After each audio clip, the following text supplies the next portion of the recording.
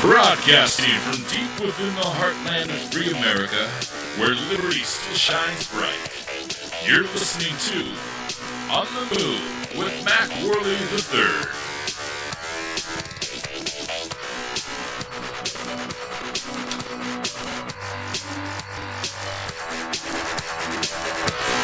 Hello, MacPack. It's great to be back with you today. Today is October 4th, and this is the 89th episode of our program. This is On the Move. This is the show that attempts to inspire you to stand up for your rights.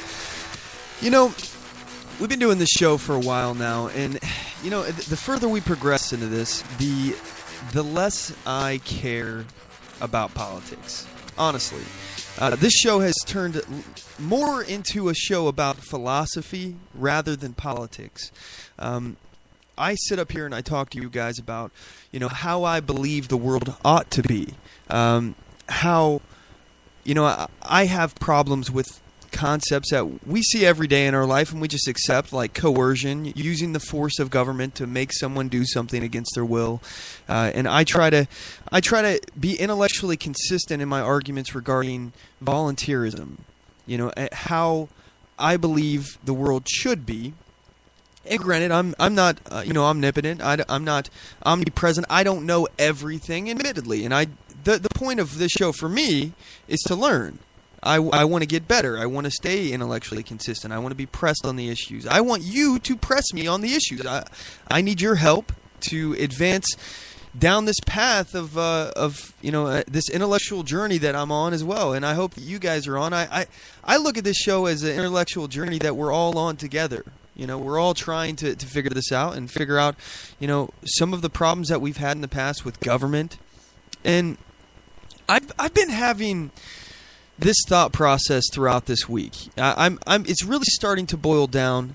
I think you can boil down the history of mankind into two different classes, two different groups of people, two different groups of thinking, ways of thinking. It's those who believe that it is morally acceptable to force others to do something against their will, and those who do not. You know, the statists out there, they believe that government is the answer to every single problem, and they're willing to sacrifice every single one of their liberties in order to secure this utopian dream that the liberals think that they can create for us, even though it's failed every time throughout history. But I digress. You know, this is the problem, and this is the situation we find ourselves in. I think throughout history we've seen this trend, this division between, you know, what I would essentially say is good and evil, but it's people trying to force their will on others and people who stand against it and stand for liberty and freedom. You know, we've seen it with the Cold War. You know, this is the thing, is these groups keep forming, and they keep forming in the same groups. If you look at what I'm calling now, I'm calling this out right now. We are in a new Cold War. We have Russia, who is trying to put the old Soviet band back together. They're trying to rock the boat. And they're doing everything they can to destabilize their neighbors and take up as much of the world as they possibly can get away with it. Without actively starting an open war, they just move troops in. They're bombing Syria now. You know, they're in league with Iran. We are seeing the new Cold War sides being set up again right now. We have the Soviet Union, who I would argue, and I think many of you would agree, that they are the biggest geopolitical threat, geopolitical enemy. As, by the way, somebody who I disagree with on almost anything is Mitt Romney, but I agree with him when his point back in, I think it was 2012, when he was saying this, and the liberal media crucified him for saying this. Does it look like they're not a threat? Does it look like Russia's not a threat anymore, people? I'm curious what you think, because they annexed Crimea in Ukraine. They just sent people over there and they acted like, oh yeah, we got to protect these ethnic Russians. We got to protect these guys. And oh yeah, they're Spetsnaz, special forces. You know, we didn't send them. They must have just showed up there on their own. We shoot down a plane with a Buk missile, and we're acting like that didn't happen. It was somebody else's missile. They're bombing Syria now. They tell the Americans, excuse me, Americans, you are in the way. I need you to get out of airspace now. You pester me. So they're telling us to get out of the way, and we have what is essentially, Obama doesn't want to admit it, we have a proxy war going on right now. Okay? That's what's happening in the Middle East. We have our sides. It's tons of different kinds of bombing. We're bombing ISIS. The Syrians are bombing the rebels. The Russians are bombing the rebels as well, and possibly some ISIS targets. I mean, we have so many different interests going on in this, and Russia has done, Putin has done what most sides do in these situations. When there's a proxy war, you pick a side and you help that side. That's what Russia's doing now. That's what Putin's decided. He's gonna create some influence in this. He's setting up a client state with Syria. So he's getting the job done, and eventually he's just going to have tanks strolling across the border into Syria. He's going to have troops on the ground, and he's going to be like, what troops are you talking about? I don't see any. Those guys are not with us. I promise you this. You know, that's what we're being told right now. But again, back to this idea that there are two kinds of people. We got those who are willing to impose their will on others through force, and those who are not. And in World War II, we saw the axis of evil set up. You had the Germans, the nationalists, socialists, which we all know to be fascists, in league with the Japanese, who had what is essentially a empire, almost a theocracy, where the emperor is considered a god king and complete serfdom for the people. No rights. None of that stuff. Full control of the government. The government has full control over the people. Again, these are using the will of the government, imposing their will on other people through force. These are the kind of people who are aligning together. That's why now we see Iran aligning with Russia. We see China in league with them as well, although China is more concerned about, their own particular area. They're going to fight over the areas that they've been historically fighting over, and they're not so much, as of now, looking towards expansion. I believe that could change, but right now Russia is trying to expand. And we got Iran threatening Israel. They're gonna with annihilation, and America, by the way, and they're going after a nuclear weapon. And we just signed a nuclear deal with them that is going to make us a whole lot less safe. Let's be real about that. It will make us less safe. Even the liberals out there admit that they want to bomb us. Iran wants to kill Americans. Even the liberals are admitting this. That's their point. They say we either sign this deal or it's nuclear war, that Iran will nuke us.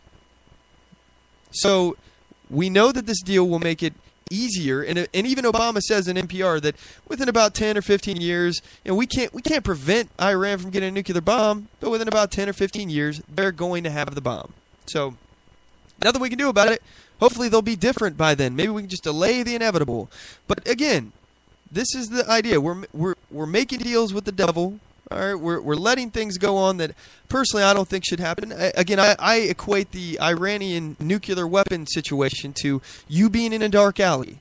You have a gun on your hip, and you're with somebody else in this dark alley, this big person who's screaming at you, telling you that they're going to kill you with the gun that is on the floor between you and him. That gun is loaded. They're saying they're going to kill you with that gun. They're walking towards the gun. Are you going to allow them to pick it up? No, of course you're not. If you value your life, if you have any form of self-preservation, you will not allow them to pick up that gun, obviously. So, in this case, it's the same thing. Iran is saying they're going to kill us. We have a right to defend ourselves preemptively, even if that's the case. I mean, we have every right to preemptively stop them from getting a nuclear weapon, being that they've threatened us so many times with annihilation. And our ally, Israel, by the way. But anyway, that was our little rant here about that. But let me go into the show beginning stuff, take care of some business. Today's episode is Statism versus Freedom, two kinds of people. This is episode 89 of On The Move Show. Our featured topics are going to be about these two kinds of people, statists and how they believe government's going to be the answer to all the problems. We're going to talk about the difference between libertarians with a big L and libertarians with a little L. I think this is an important distinction. We got a lot of other stuff. I'm going to be talking about the Roseburg, Oregon shooting and the subsequent calls for gun control. I want to talk about gun-free zones in particular. Also, I have a video from Nancy Pelosi. She was asked about the Planned Parenthood undercover citizen journalist videos. You know, the ones put out by the Center for Medical Progress. She's actually calling for the prosecution of the creators of this video, or of the series of these videos, because she says that they're fake, even though she's never seen them. Anyway, we got a whole lot of other stuff on the agenda to get to, so feel free to give us a call if you have anything you'd like to add to the conversation. The number of the show is 360-450-5625. Again, that's 360-450-5625. You can message us on Facebook.com/OnTheMoveShow. Get us at Twitter @OnTheMoveShow. And, yeah, lots of other ways you can message us as well. I think email talk@OnTheMoveShow.com. So, anyway, don't forget to check us out at our website. And, by the way, we broadcast every Sunday at 5 p.m. Pacific Standard Time. That's 8 p.m. Eastern Standard Time every Sunday. So please share the show if you really do appreciate the message that we're sending, the information that we're providing for you. If you like the show, you just like me, please, it would be a personal favor to me. I would really, really appreciate it if you would share the show with your friends and family, talk about the show, try to help grow this movement, turn liberty, the dial of liberty forward, and do what you can to help us out here. I greatly appreciate it. Check us out at our website, OnTheMoveShow.com. Follow us on Spreaker.com/OnTheMoveShow. Like us on Facebook.com/OnTheMoveShow. Follow us on Twitter.com/OnTheMoveShow, and subscribe to us on YouTube.com/OnTheMoveShow. Anyway, at this time, we're going to go ahead and cut to a quick commercial break. When we come back, we're going to be diving right into these featured topics, the first of which is going to be the two different kinds of people in the world. And we are going to be joined a little later in the show here, actually in a couple minutes, by my good friend Dan Sandini of the Daylight Disinfectant. So you guys don't want to miss this. We'll be right back. Don't go anywhere. Oath Keepers is a nonpartisan association of current active duty military, reserve, guard, veterans, peace officers, and firefighters who will fulfill the oath we swore, with the support of like-minded citizens who take an oath to stand with us, to support and defend the Constitution against all enemies, foreign and domestic. So help us God. Join us at oathkeepers.org.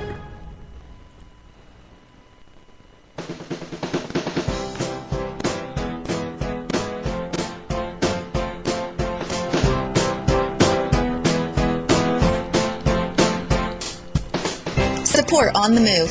Help us make this podcast bigger and better.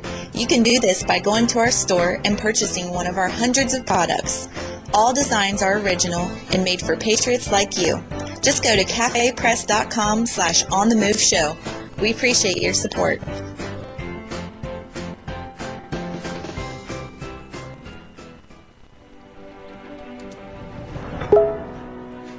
Hi, I'm Latasha Worley, and I work with candidates to creatively and effectively communicate their message to voters. I offer professional graphic design services, from yard signs to flyers, from logos to vehicle magnets. Email me today at latashaworley@gmail.com. That's LATOSHA Worley@gmail.com for a quote on items for your campaign.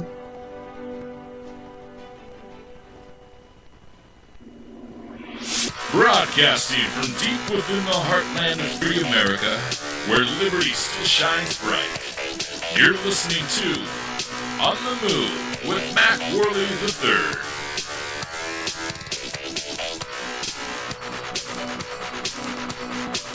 All right, MacPack, we are back. I appreciate you all sticking with us through the break. So we've got a lot of stuff that we're going to get to here. We'll be getting a phone call any second from Dan Sandini of the Daylight Disinfectant. Good friend of mine, citizen journalist, and I think that he can provide some pretty good insight regarding the Nancy Pelosi video that we're going to be getting to here in a moment. So let's go ahead. Let's actually dive into this real fast here, because I want to cover this in some pretty good detail here. So let's break down this Nancy Pelosi clip. I have the clip here. This is her talking about the Planned Parenthood videos again. So here we go.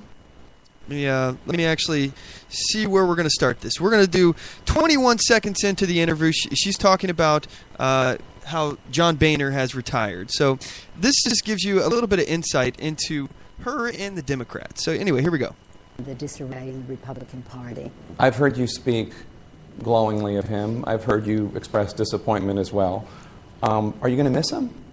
Well, I know one thing. I respect my colleagues. I respect the people who send them here. I respect the fact that their caucus elected them to a leadership position. John Boehner is a very fine person. He had his glorious moment with the Pope coming this week. He's a devout Catholic. He's a person we can agree to disagree without being negative about each other. But yes, I don't know if I'll miss him, but here one day we just work.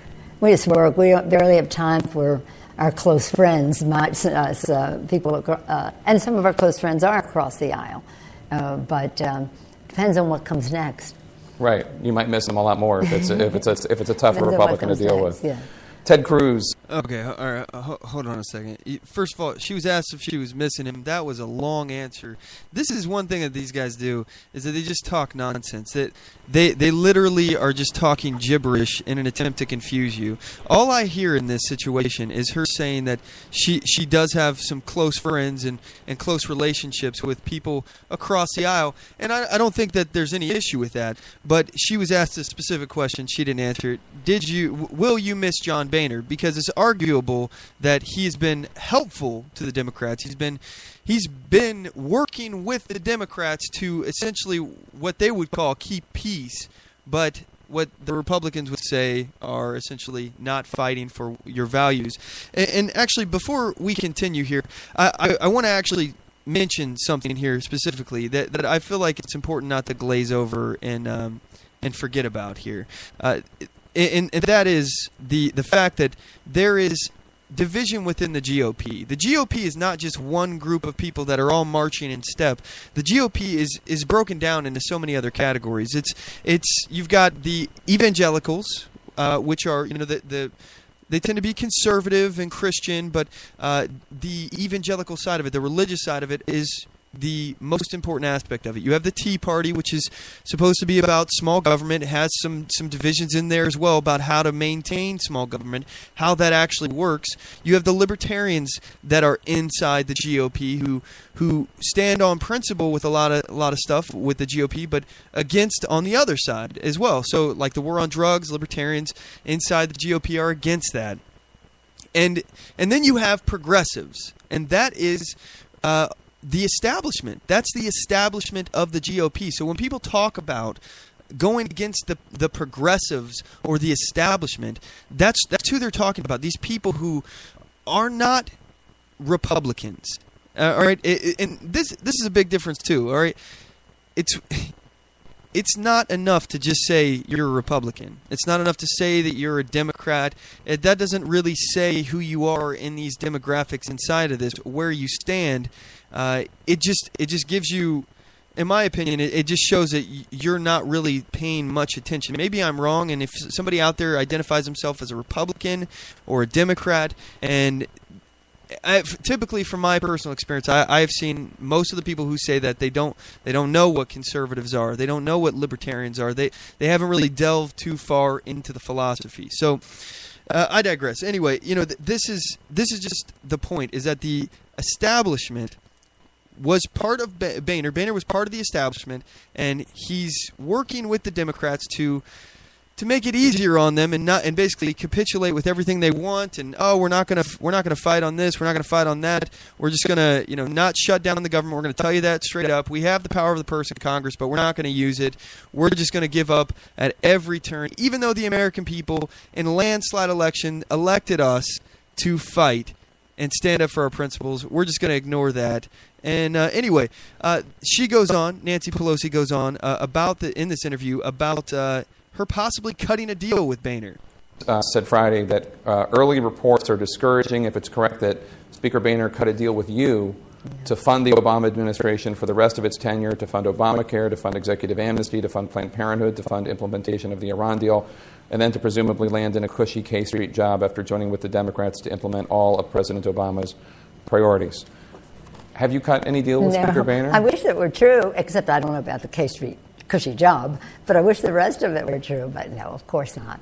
All we have agreed is that we have to honor the calendar, which says that on September 30th, the fiscal year ends, and we have to have a continuing resolution to take us forward as we prepare for our omnibus bill, which will take us through the next year. So what was it like? Okay, all right, so very first thing here, let me just introduce you guys. We got Dan Sandini of the Daylight Disinfectant on the line. Hey, Dan, are you there?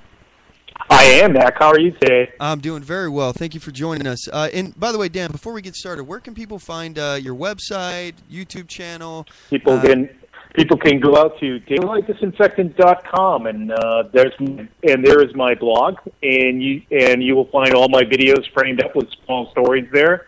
Or they can go out onto YouTube and go to youtube.com/ one word, Daylight Disinfectant. And there you will find the second largest political channel in the Portland area. I have been outdone by my friend, colleague, and nemesis, Laughing at Liberals, who is also a great videographer and friend of mine out here. And Leo Stratton is another channel that's out here in Portland. He goes under Portland, but puts his videos on YouTube at Leo Stratton. So together, we sort of are we're the video guys from the crucible of liberal politics here in Portland, Oregon, which is ground zero for liberalism and progressivism and the rest of that nonsense. And I am speaking to you so that your listeners can imagine where Dan Sandini is right now. I live in downtown Portland, a hotbed of liberalism, and I see it all around me every day, and it's getting worse and worse and worse every day that goes by. You can see the empire crumbling around me down here. It's kind of interesting, man. Yeah, well, like I said, you've been living in the belly of the beast, and I have to say that I got a lot of respect for the fight that you've been putting up in Portland. I mean, as you say, you can't swing a stick in Portland without hitting a communist, and I think it's absolutely true. I mean, everywhere you go, you just have the craziest people that are out there. But anyway, I want to get back to this video here with Nancy Pelosi. She's talking about how she didn't cut a deal with John Boehner. She had no.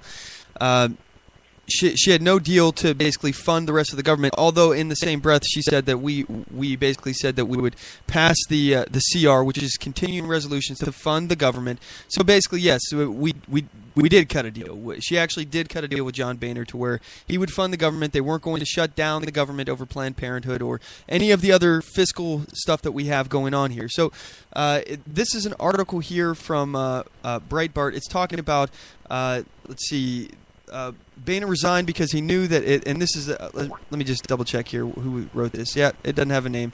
For some reason, Breitbart articles do not have names of who writes their stuff. So anyway, John Boehner resigned because he knew that after he cut the deal, conservatives in his own party would be so furious with him that it would make challenges to his speakership certainly. Sources say even if he survived those challenges, his remaining year and 3 months in office would be contentious and personally uncomfortable for him. Breitbart News has not confirmed these statements made by these sources with anyone who is willing to go on the record. But Nancy Pelosi essentially just went on the record saying that, yes, they did say that they would honor the CR. So if you're honoring the CR, that is basically saying that you're not going to fight, you're not going to defund Planned Parenthood or any other aspects inside the government. You're just going to continue to pass another resolution and kick the can down the road.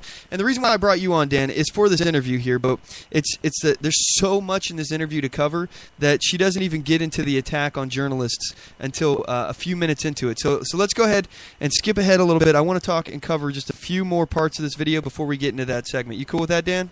I'm right with you. All right. So first things first, she's talking. I think this is an interesting part of the clip because she's talking about her privileged life that she lives. And you'll get a glimpse into this elite life that she has from this situation. She's talking about how her father, who was the mayor, was able to go have a personal sit-down with the Pope. Here she goes. So I'm told you have a folder that captures all of your experiences with popes, going back to Pope Pius XII when you were a little girl? Yeah.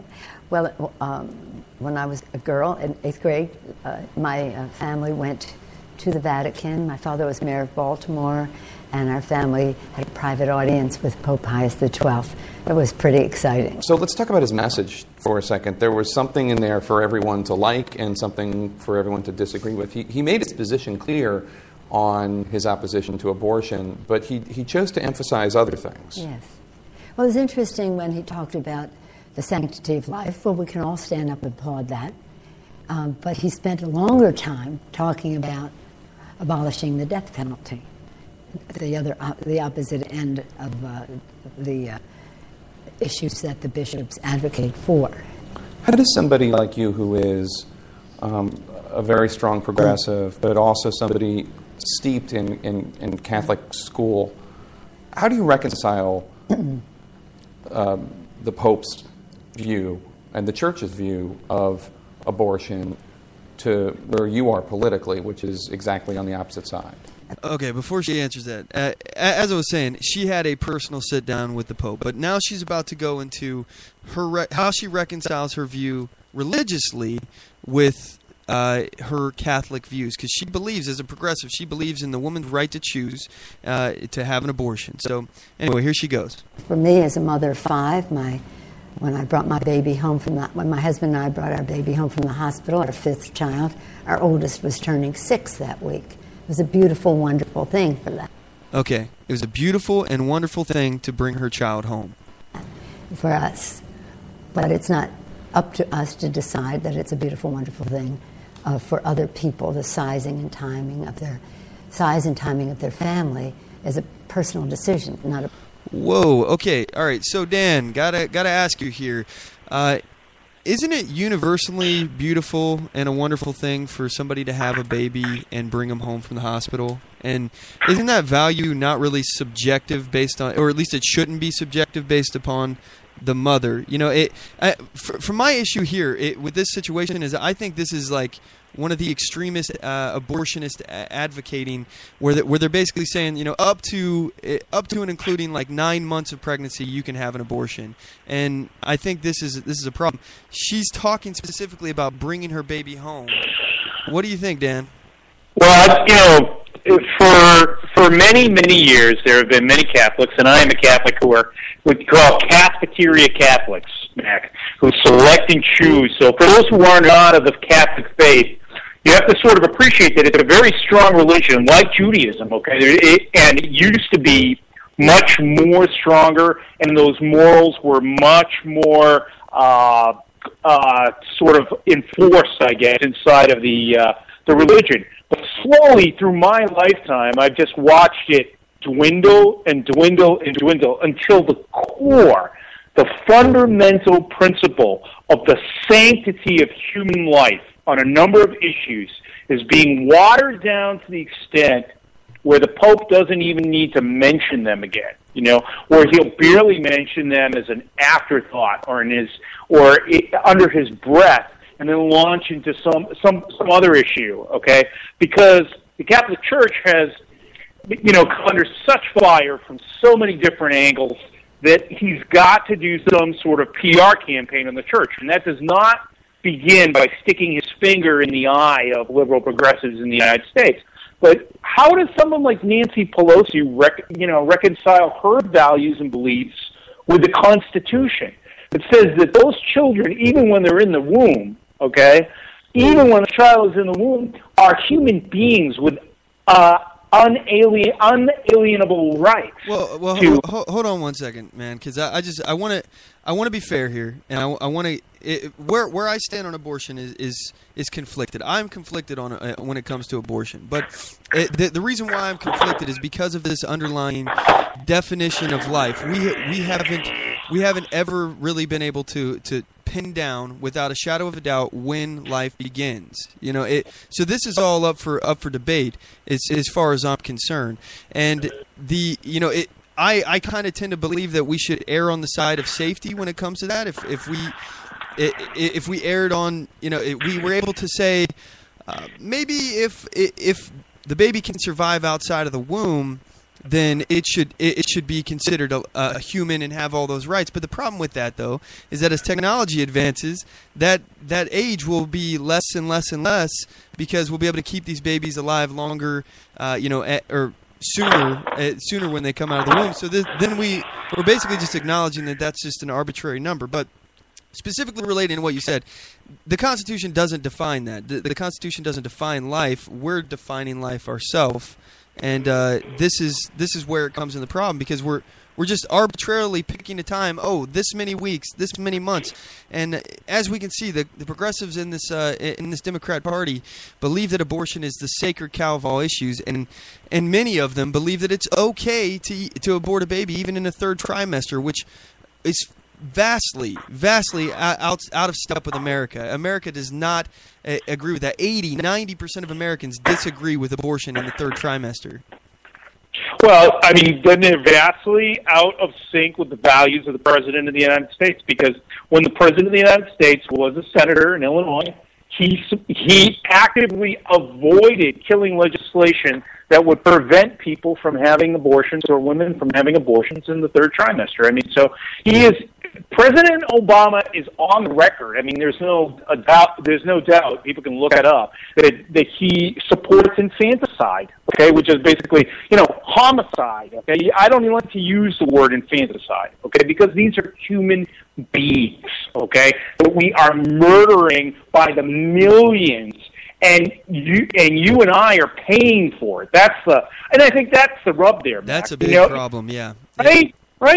Why are the values of Christian Americans being subjugated to a tax which provides their resources, their hard-earned? When it comes down to it, your taxes are your blood. That's your money. That's your time. That's your effort. That's your energy as a human being stored in a system of dollars, okay? And those are being forcibly taken away from you at the point of a gun, I may add, by the IRS, okay, and given to people like Planned Parenthood, who we have now shown to be taking these innocent human beings and dissecting them on pie plates, in HD video with surround sound, okay, for people like Nancy Pelosi to see, and and to see her just deny that that's happening, and to want to move the conversation along, and now to even spin it around. You have to hand it to somebody like Nancy Pelosi. She's an old pro, okay? She's going to take it, she's going to spin it around and say, hey, you know what, we're going to go on the offensive with this, which I predicted back in August, okay? That is, you got to discredit the source. Okay, whoever did these videos, we have to find out who they are, and we have to dig through every piece of data that we have on that. That's what they did. That's what they did to O'Keefe. That's exactly what they did to James O'Keefe.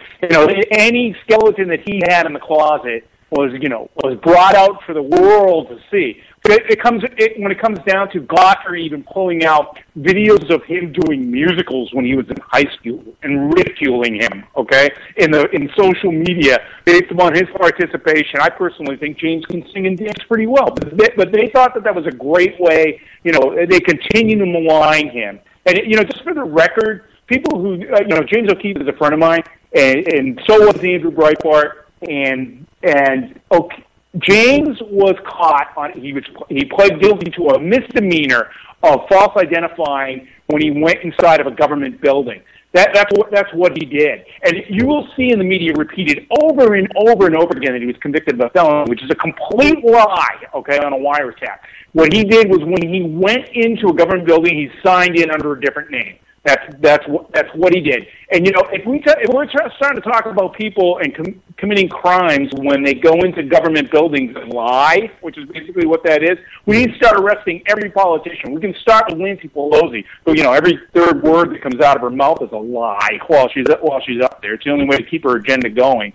But yeah, they will malign and discredit the source, come after it. It's just like Hillary Clinton going after the Muslim videographer, the anti-Muslim videographer following Benghazi, right? Has absolutely nothing to do with the price of tea in China, okay? But go after the media, go after the videographer, and that's the game that they play. Discredit the source. But only thing is, Mac, it's very hard to discredit actual video of them taking the baby and taking it apart and talking about exactly how much they're going to sell these piece parts for, because you can't deny the video, but they're working on it. And Nancy Pelosi is obviously working on it. She's got that idea in her head. Well, you're talking about discrediting the source, and by the way, this kind of links up to another breaking news story that happened.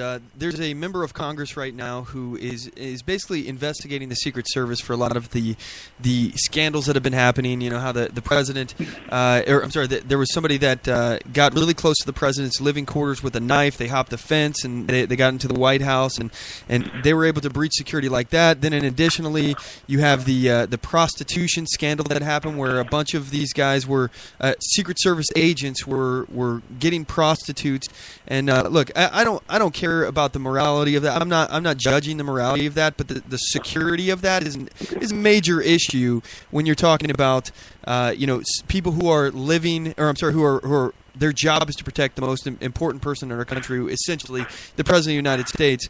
And, that's one of the oldest games in the spy book is the honeypot. You put somebody, a pretty lady in front of some guy who has information you want, and you see what he'll tell her. That's an issue. But anyway, this congressman, he's investigating these situations and the situation with the Secret Service, and then they dig up an old application from this congressman where he was apparently denied being a member of the Secret Service. He tried out for the team but didn't make it, and they released this information as a way of basically trying to embarrass him. But they weren't supposed to have access to it. It wasn't public information to be sent around because there's so much private information in these background checks and all the stuff that comes with the Secret Service. So, it's their attempt to basically discredit the source. And this is a government agency, people. People are always talking about giving more and more power and trust into the government.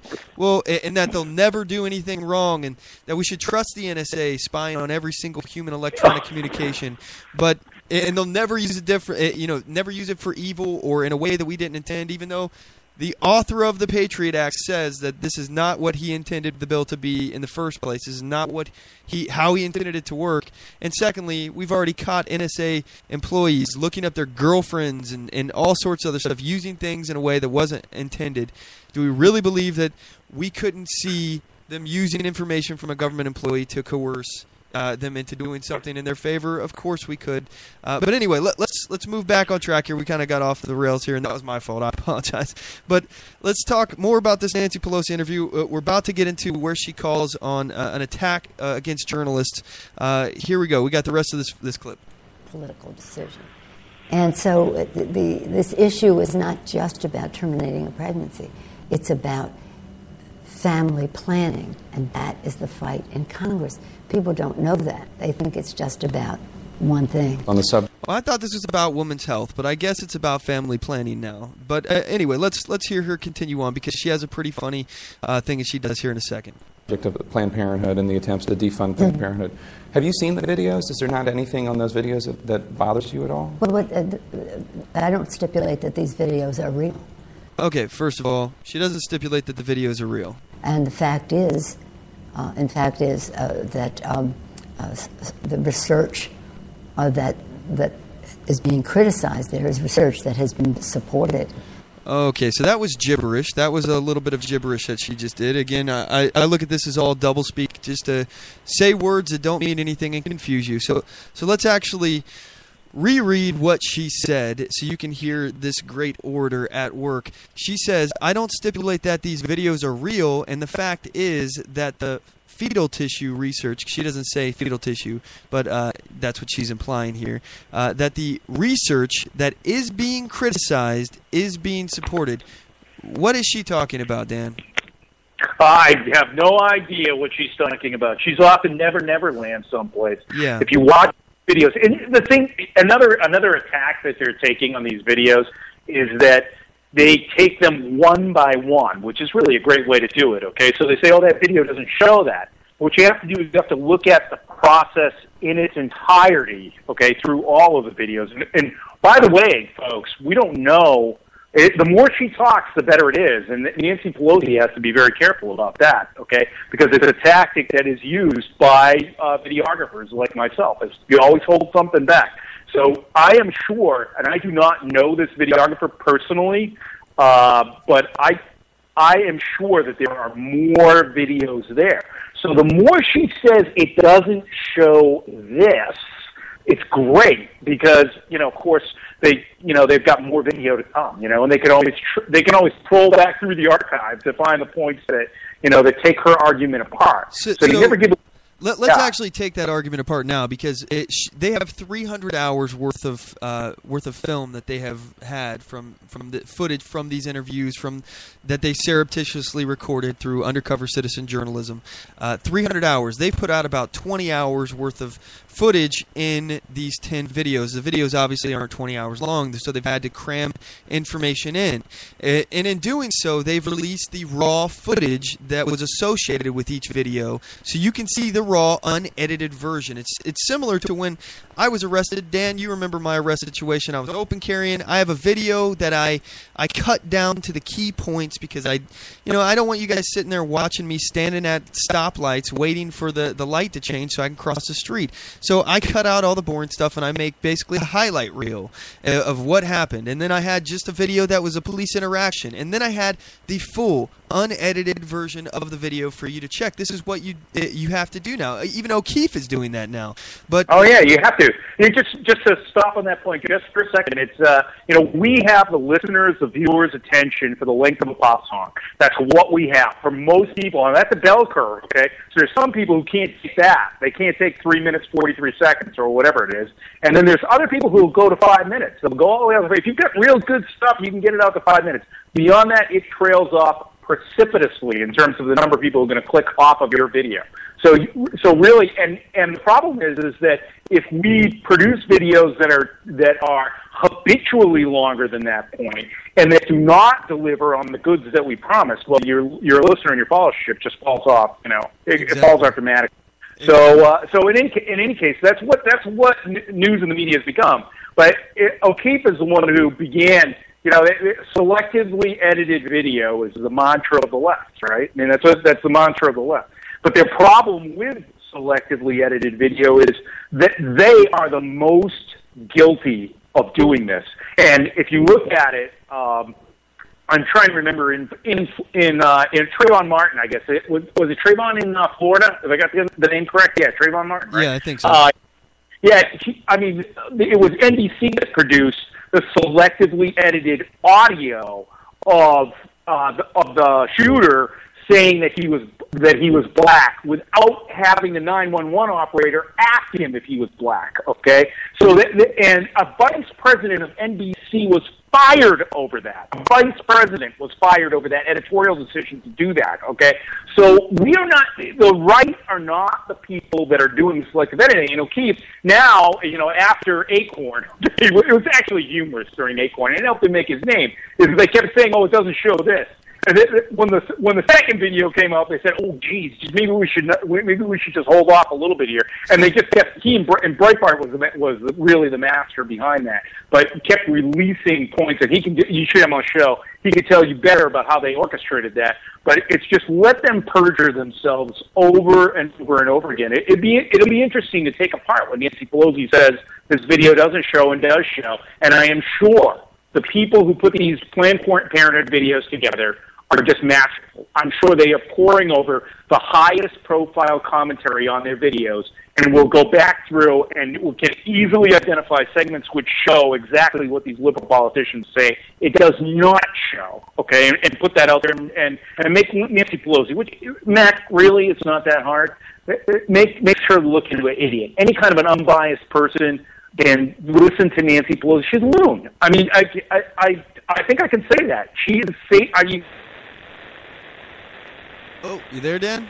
what to do with it. She does not know what to do with abortion. She just has no idea what to do with that issue because it's in direct conflict with her supposedly her underlying values, which is to be anti-abortion, anti-murder, okay, pro-life person. And you can't reconcile those two things. It's almost impossible to reconcile those two things. So she's got a problem on her hands. Yeah, and I would definitely agree. But what she's going on to say here is that the videos are fake, even though she's never even seen them. Here's the rest of the clip from Nancy Pelosi, and we're going to actually get into her attack that she's about to have on the First Amendment. So here we go. No, I've seen some news reports of it, but I also know that some of it is not real, and you can create any reality that you want. But whoa. Okay, so very first thing here, I haven't seen it, but it's not real. I've just seen some news reports, and you can create any reality that you want.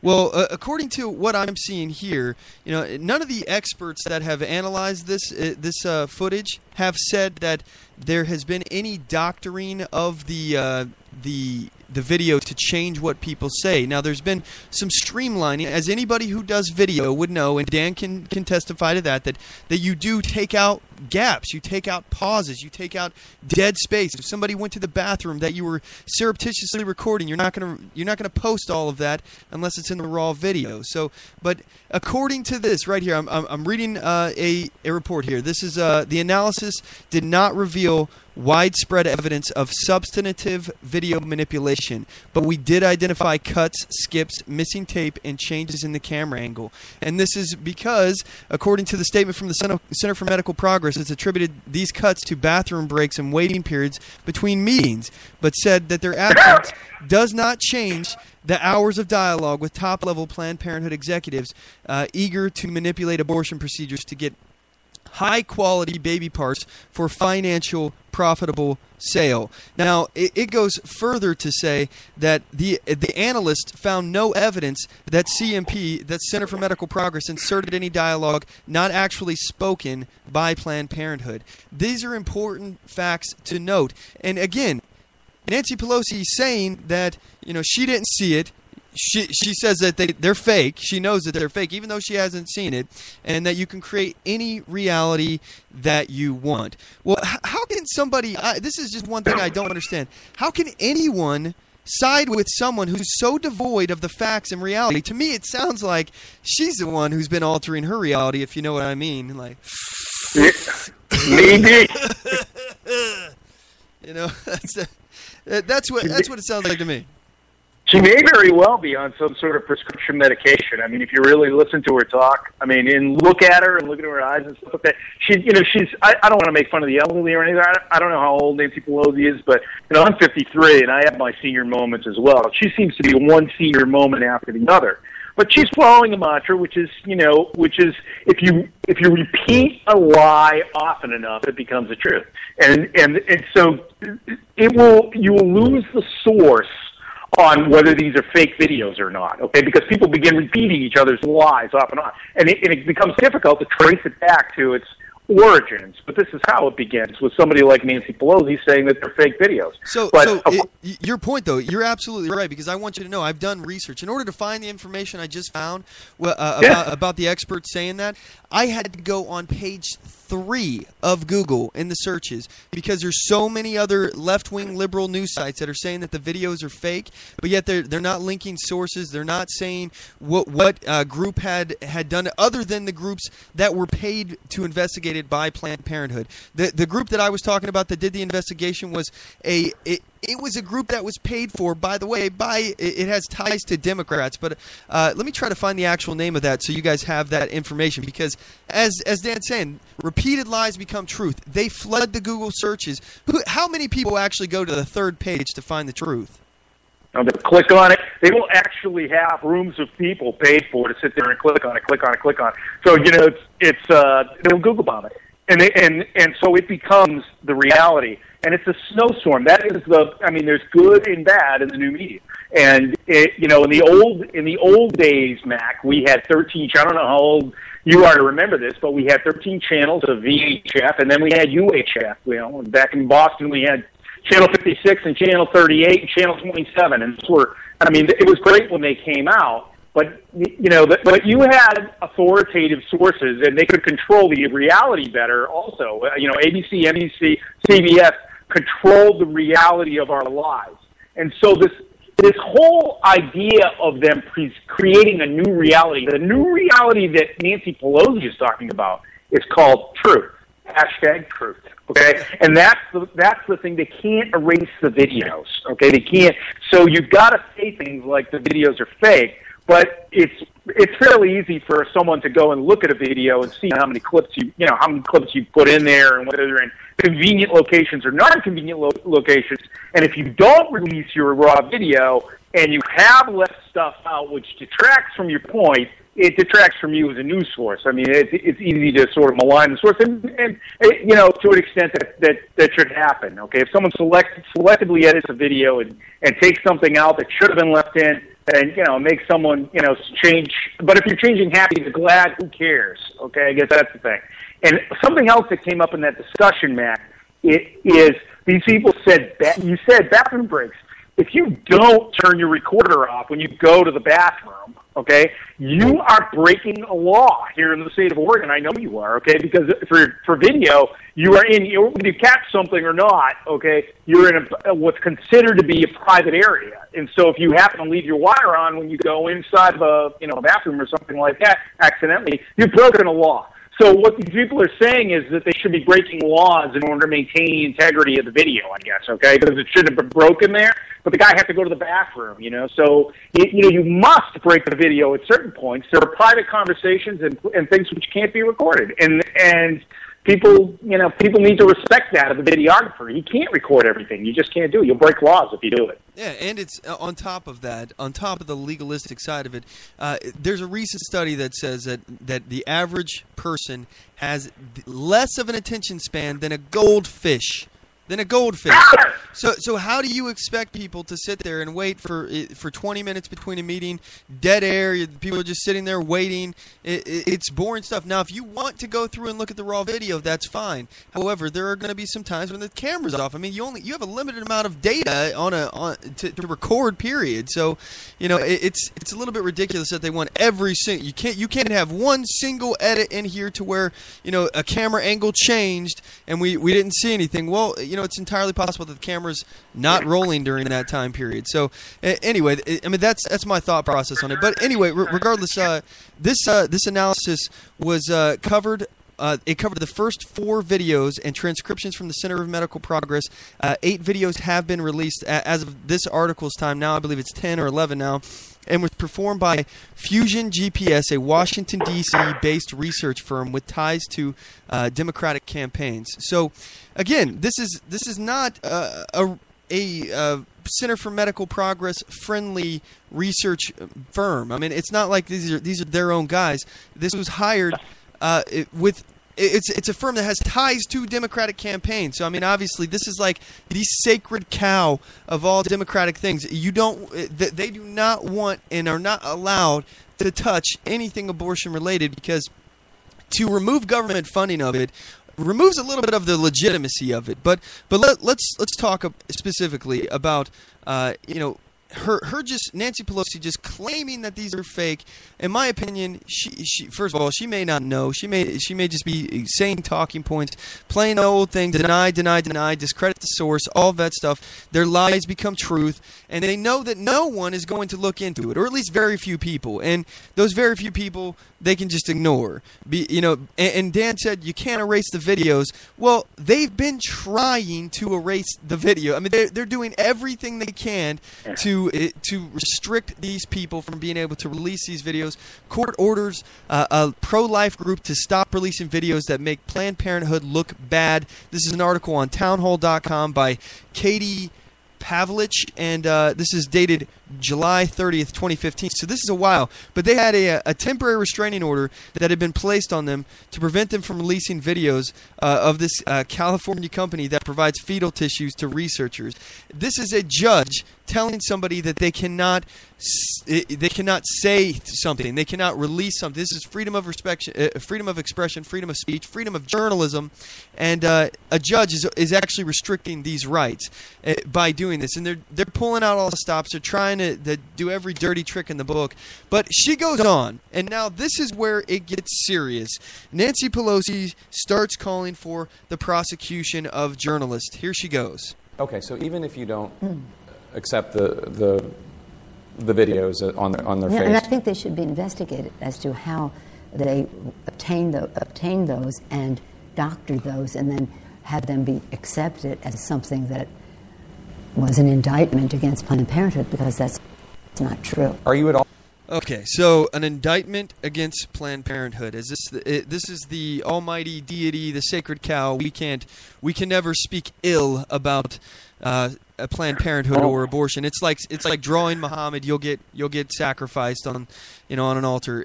So what do you think, Dan? What's going on? Well, I think that people like Nancy Pelosi, if they don't care about women's rights, they care about all the jobs that a program like Planned Parenthood or Acorn used to all their liberal cronies. These are all high-paid individuals. You can look at some of the people in the videos in the restaurants that they're eating in and talking about getting Ferraris and all kinds of stuff, okay? These are rich people, rich liberals who make their money off the death of human beings, okay? And a point in there, Mac, is that what they're doing is they're muddying the waters. A place like Planned Parenthood offers a number of services, some of which may be supported by the majority of Americans. I have no idea, okay? But if you looked at something like STD testing or something like that, okay, it might be a good thing to help kids who are born into unfortunate circumstances to determine whether they have an STD or not, okay? Maybe that's a good thing for Planned Parenthood to be doing. But what they're doing is fusing that, inextricably from something like infanticide, okay, and saying, look, if we can't kill these human beings, rather than look at it, Mac, and say, hey, you know what, be honest with the American people and say, hey, you know what, this is not something that we want to be promoting, okay? By any stretch of the imagination, selling of human parts of human beings is disgusting, and it's something that we cannot have tax dollars going towards. And it is federally illegal. It just needs to be noted. It is illegal to sell body parts for profit. There were laws against it, so they've got a problem. But see, you can say it's illegal, Mac, and this will take us down a different road, which is you can say it's illegal, but the Department of Justice has to prosecute it as a federal crime, and that is a huge problem. As you have the Obama administration, which it's just not going to go after something like that, but it would be very easy for them to, and so you've got this sort of selective enforcement of the laws. Why aren't those people being arrested? Why aren't those people who are clearly selling body parts, why aren't they being charged with federal crimes? And it's the same reason why Lois Lerner continues to go without being charged federally right now, is that Obama has control over the Department of Justice, and so what you end up having is Department of Justice is. That's an oxymoron. It's a fib. The word justice has nothing to do with what's going on in there. It is the legal enforcement wing of the liberal party right now in liberal politics. Oh, it's very 1984. It's like the Ministry of Truth when it's really the Ministry of Propaganda and Lies. It is. We have 1984. If people watch Citizen 4, it is. We have 1984 right now. And it was interesting you were bringing up earlier this congressman who the Secret Service is targeting and saying, hey, he couldn't get a job with us before. He was turned down for a job with the Secret Service.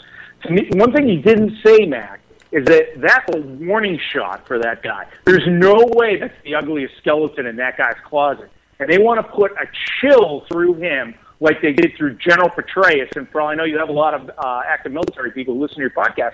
For what they did to Petraeus was, they basically destroyed. Well, I mean, his marriage survived it, okay. But the idea of him ever coming forward with any kind of damaging information on the Obama administration just went away immediately, okay. And that said, hey, we know about your secret little tryst that you had via an email, which should not have been privileged to those people. But these people have invaded. People need to watch that movie, Citizen 4. Whether you agree with Snowden or not agree with Snowden, the government right now has a dossier on every one of us, and if they don't, they can drum it up in 5 seconds.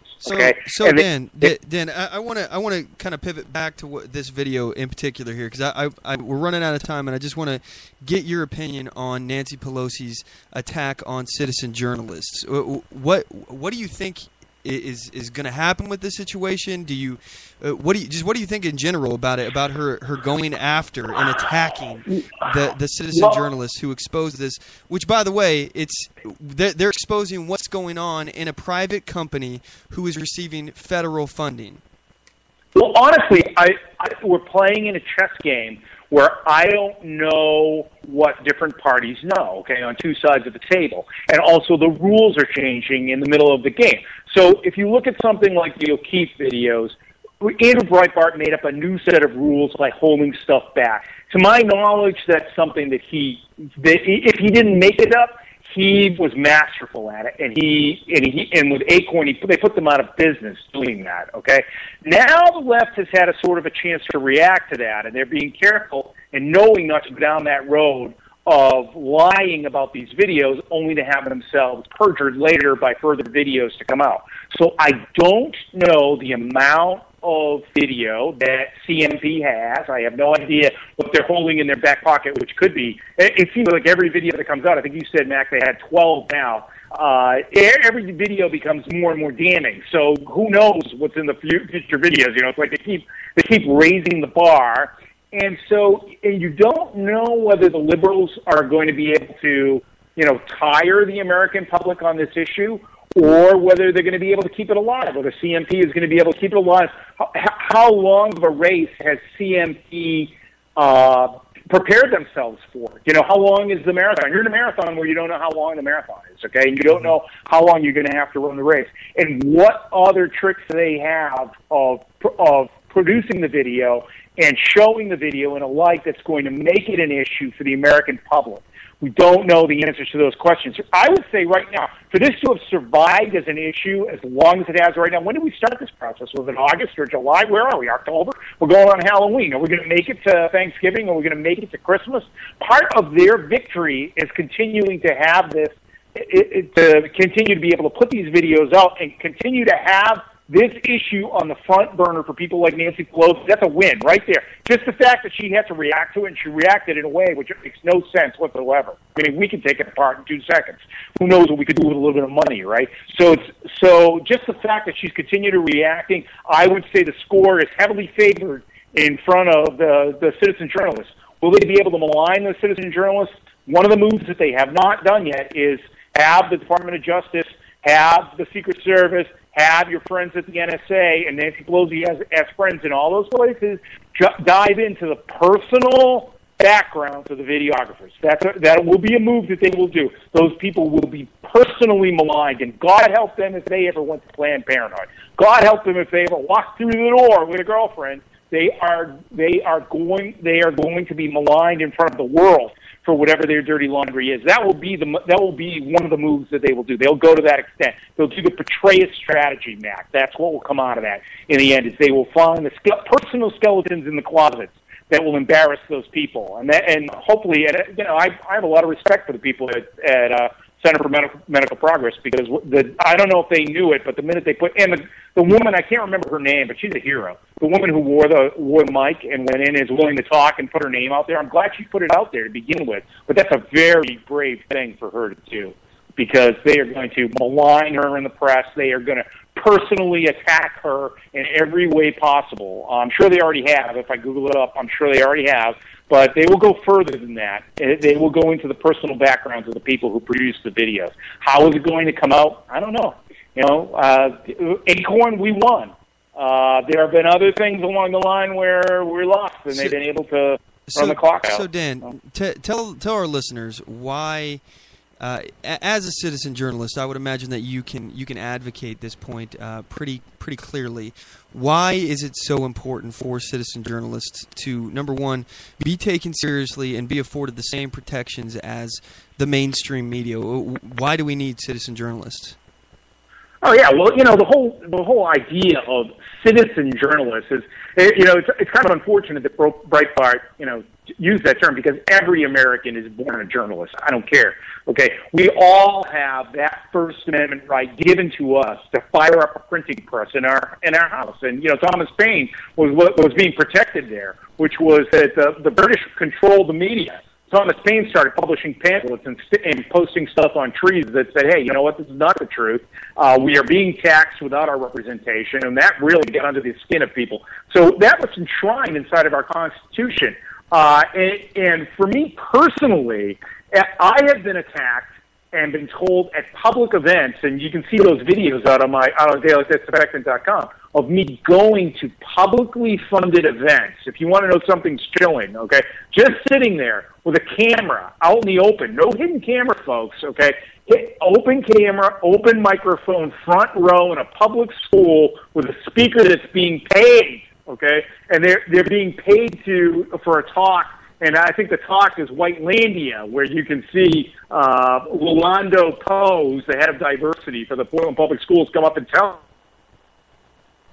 Are you still there, Dan? It's not because of it's because they can't let the truth get out. They can't let the truth get out that these people are saying that only white people can be racist, for example, okay?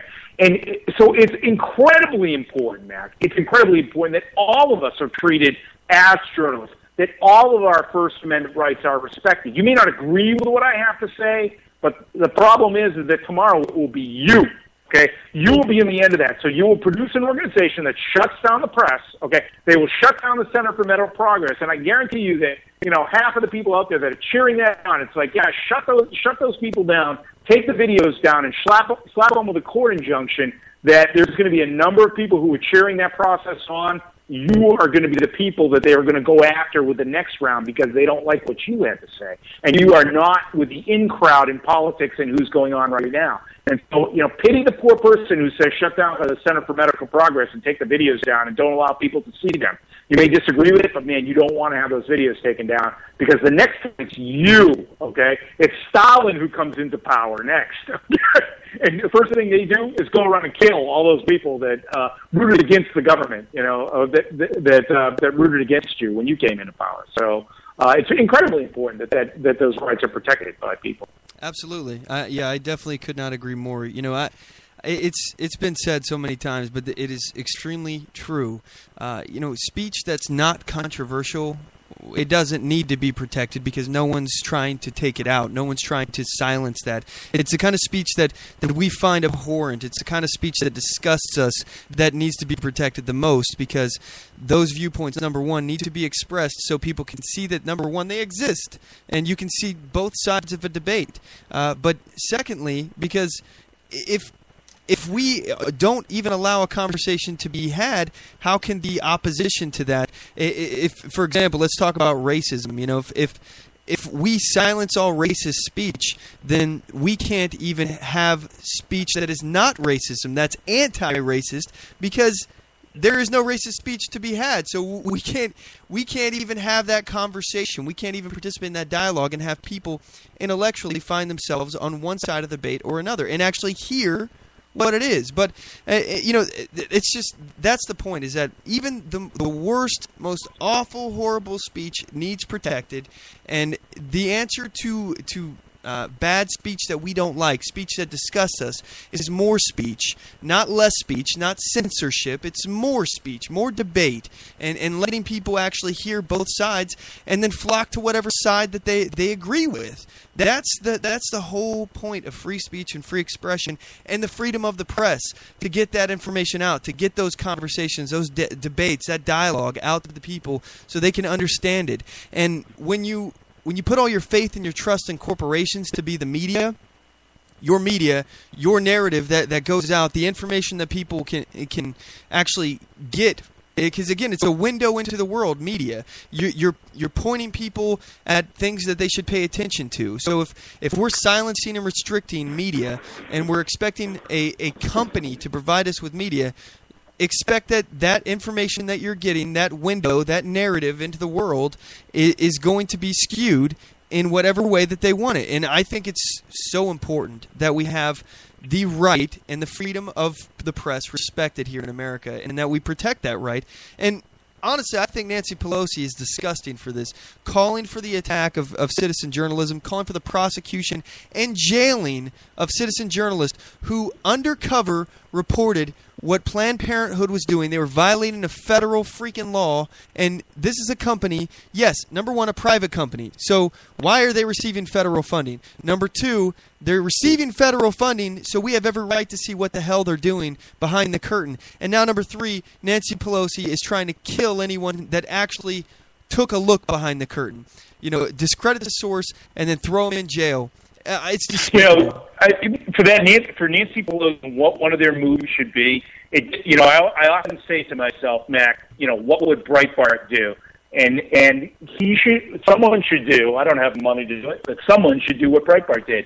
Just say, okay, they have selectively edited the video where they have changed the truth in this by creating it, or they have done something illegal here. Give me one example. I'll give $10,000 to someone who can provide me with one example where they have selectively edited this video and prove it to me. And of course, and that's what he did with Obamacare. And when they said they had spit on and dropped the F-bomb, on the congressman as they walked over to sign the bill, no one could come up with it. I mean, you have video cameras rolling every place.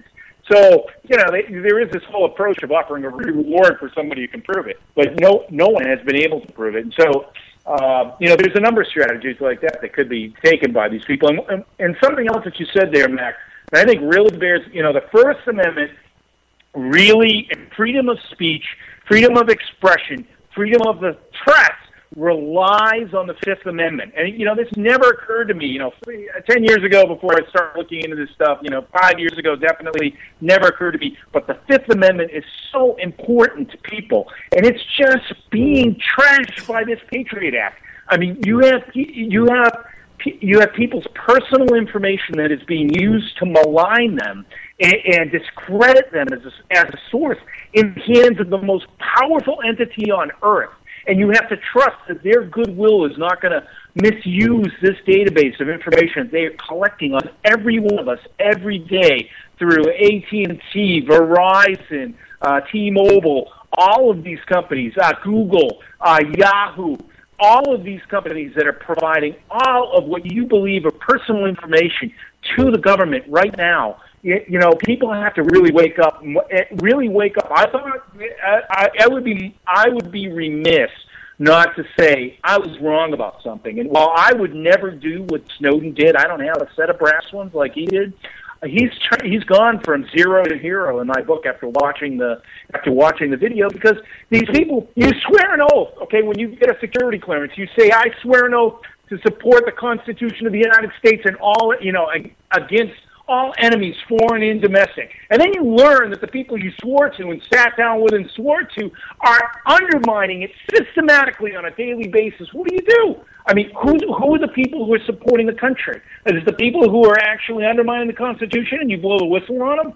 And honestly, I think that we have to really look about our clearances about whistleblowing and stuff like that. I may not agree with exactly how he did it or whatever he did, but Snowden in the end is saying, hey, you can't use this Fifth Amendment protected information against people to discredit them in their First Amendment expressions. And I think that is I think it was a valuable service that Snowden did. That's what I would say.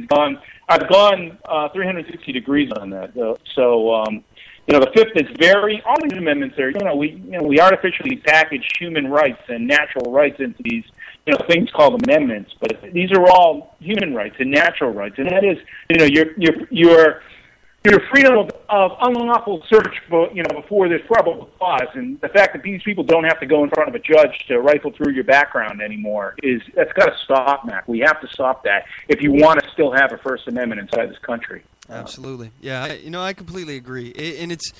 I've been on, since Snowden released this information, I've been on the Snowden bandwagon. I think Snowden did a good thing. I'm happy that he did it. A government cannot govern without the consent of the people, and how the hell are we supposed to provide that consent if we don't know what the hell they're doing with their secret courts and their secret interpretation of laws and things like that? So I'm all for whistleblowing in the government, but the problem is, how are you going to whistleblow against corrupt politicians if we're reliant on media who are owned in some cases or subscribe to the philosophy or subscribe to the narrative that these politicians want to continue to perpetuate? So how can we possibly ever hope that the media will have our back or actually do something and blow the whistle on this when they may be in these politicians' pockets, or the other way around. The politicians may be in the media companies' pockets. So it's it's a very corrupt system, and it's a very corrupt setup the way that they have it, and it requires us to rely on trusting these corporations. And if we're going to attack citizen journalists, which first of all I don't think they have a right to do, and secondly, I think is immoral, and I think it's probably not the best way for our form of government and our country to be run. But hey, Dan, we got to take off. We got to cut to a commercial break. I want to say, first of all, thank you so much for joining us. And one more time, can you give our listeners the information for your social media, YouTube, website, all that stuff? Yes, please, everyone, go out to daylightdisinfectant.com, watch my videos, and check me out on youtube.com/daylightdisinfectant. All right. Well, thanks so much for joining me, Dan, and have a good one, man. You take care. Thanks for having me on the program, Mac. All righty. Thanks again. All right, guys. So at this point, we're going to cut to a quick commercial break. When we come back, we're going to be joined by one of our listeners here, a good friend of mine. His name is Rick Halley, and Mark Delphine's going to be joining us on this as well. He's our intern on the show. So you guys don't want to go anywhere. We will be right back. I do solemnly swear that I will support and defend the Constitution of the United States of America against all enemies, foreign and domestic, and that I will bear true faith and allegiance to the same, and that I take this obligation freely, without any mental reservation or purpose of evasion, pledging my life, my fortune, and my sacred honor. So help me God. Join us at oathkeepers.org.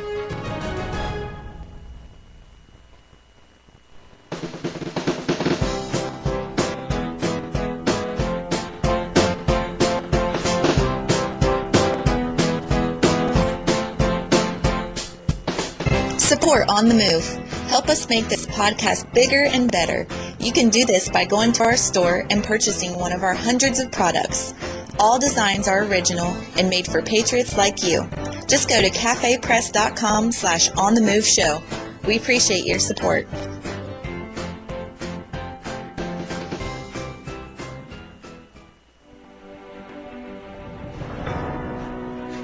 Hi, I'm Latasha Worley, and I work with candidates to creatively and effectively communicate their message to voters. I offer professional graphic design services, from yard signs to flyers, from logos to vehicle magnets. Email me today at latashaworley@gmail.com. That's LATOSHA Worley@gmail.com for a quote on items for your campaign.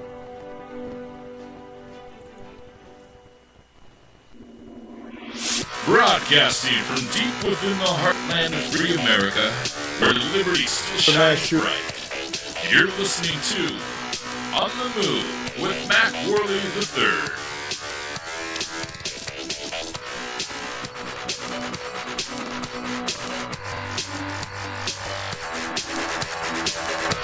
All right, we're in the second hour of the program. I want to say, first of all, thank you for sticking with us throughout the break and into the second hour. I sure do appreciate you guys. Got a lot of stuff to get to. Lots of different stuff. We still have got a bunch of featured topics to get to. We're going to be moving and pivoting this conversation into gun control, specifically in relation to the featured topic that we were talking about here earlier. We're talking about the shooting in Roseburg, Oregon, and the subsequent calls for gun control by nutjob liberals. And we want to talk about gun-free zones. I have my good friend. His name is Rick Halley. I think he's the organizer of the Gun Rights Coalition. Rick, are you there? I am. All right. By the way, sorry we're running over here. I had to have you wait a little bit, but we were having a good conversation there with Dan. So first, let me just give you an opportunity. What's your take on this Roseburg, Oregon shooting? Once again, we're finding that gun-free zones are a myth. And I know that there's a lot of people out there talking about the fact that, this supposedly was not a gun-free zone. Effectively it was, though. I don't care what anyone says. Effectively it was. The college discouraged it. The policy said that the students couldn't carry. And there were signs on the doors of the buildings that said that they couldn't carry a firearm. So all that they were led to believe is that it was a gun-free zone. I know that there were some people that indeed were carrying on campus, but it certainly wasn't what it should have been.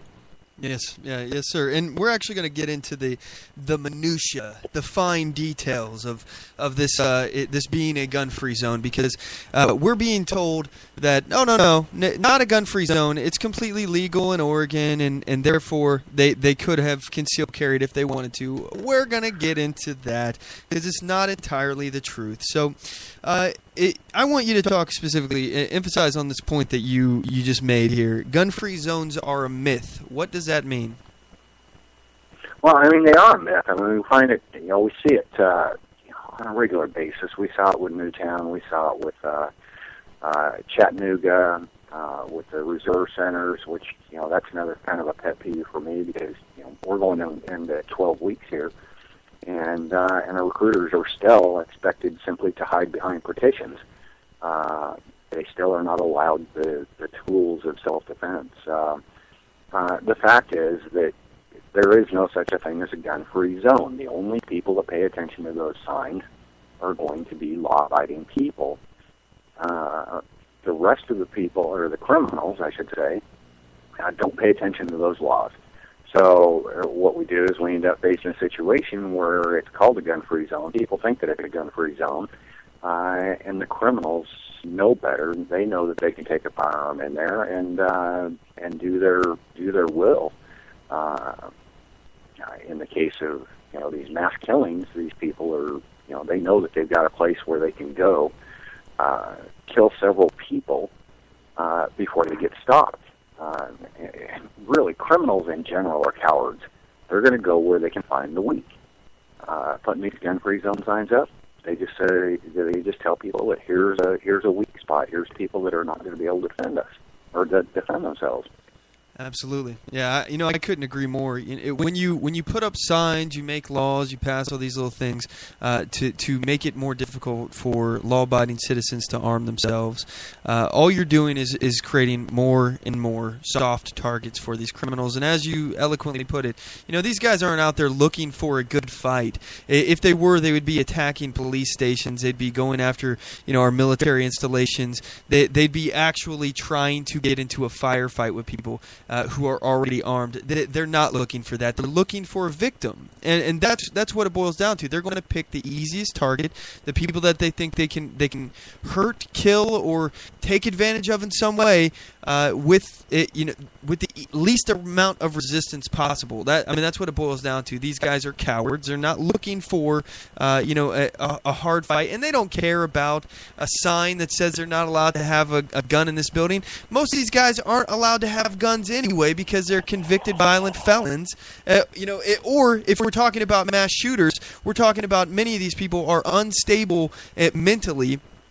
And in some cases, like that reporter that was that killed the other two journalists live on the air, he didn't even have a criminal record. So it's not like any of the stuff that they're calling for would actually have prevented these atrocities from happening.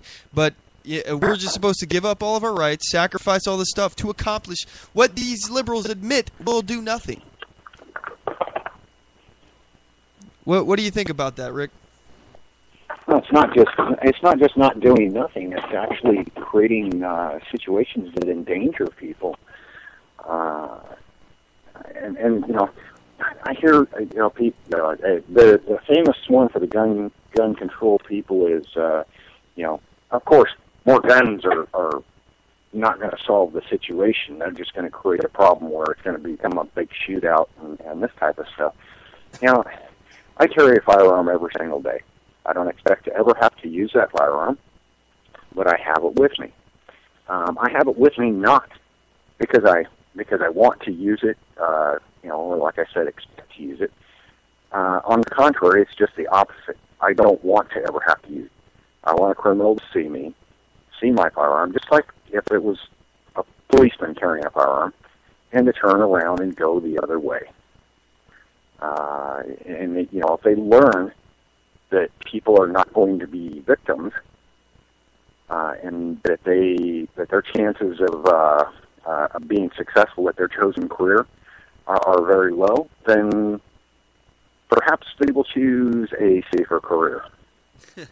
Yeah, well, you can't argue the deterrent factor. In fact, I think deterrent factors with firearms.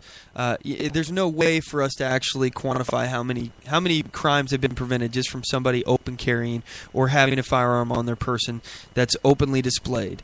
I don't. There's no way to actually say, well, this many crimes per year was stopped. However, we can actually go into the facts, though. According to a University of Florida study, 2.5 million times a year, people use their weapons defensively. That is a lawful use of a firearm to defend themselves. So I'm with you, Rick. That number, 2.5 million, far outnumbers and dwarfs any of the gun violence statistics that we see yearly.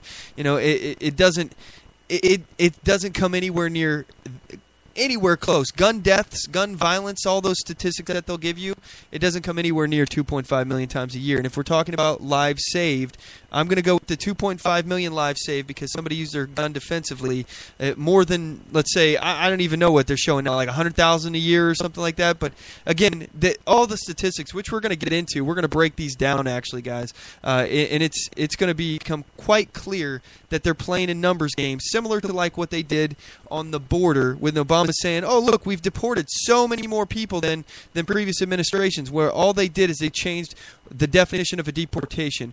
In previous years, they never called anyone who was turned around at the border a deportation. That was just sending somebody back. All right, it's not. You're just stopping somebody from entering. That was never counted as a deportation. Now they count it as a way of saying, look, we're tough on the border, when they're really not. They're doing the same game here with the numbers on gun violence, which is a very broad term that they're using to cover suicides, accidental discharges, lawful use of a firearm to defend yourself, and then you add the other stuff, the actual illegal use of a firearm. We're going to break all this down, but Rick, thanks for calling in. Did you have anything else you had on your mind, man? It was just basically to discuss these. Gun-free zone myth was probably the biggest issue. Of course, I would encourage everyone to exercise their rights. I personally encourage the open carry itself because I feel that deterrent effect is huge. But not only is that deterrent, is it a great deterrent, but part of the reason that we're in this fight for our rights is the fact that people don't see firearms as normal in society, and when they see someone with a firearm, they become concerned. The more people that they see out there that are normal, everyday citizens acting in a pleasant manner, carrying a firearm, the more likely that they're going to be accepting of it. So it's not just a deterrent effect, but it's also going to help us in our fight if people see us out there. I know there's a lot of people carrying firearms concealed. I would like to see more of those people with those firearms out where they're seen for that deterrent effect and for the positive effect that it will have on our fight. So. Yeah, absolutely. I'm all about normalizing firearms in the community, getting people to understand, number one, that it is a right that shall not be infringed. Number two, that these people aren't out there to hurt you, and you can easily identify the difference between somebody who's coming after you with criminal intent and somebody who's out there just open carrying, asserting their rights, smiling and waving at people talking about gun rights, or just at the local grocery store trying to buy dinner for tonight. It's that you can identify if somebody's trying to hurt you or based on their actions, their body language, things along those lines.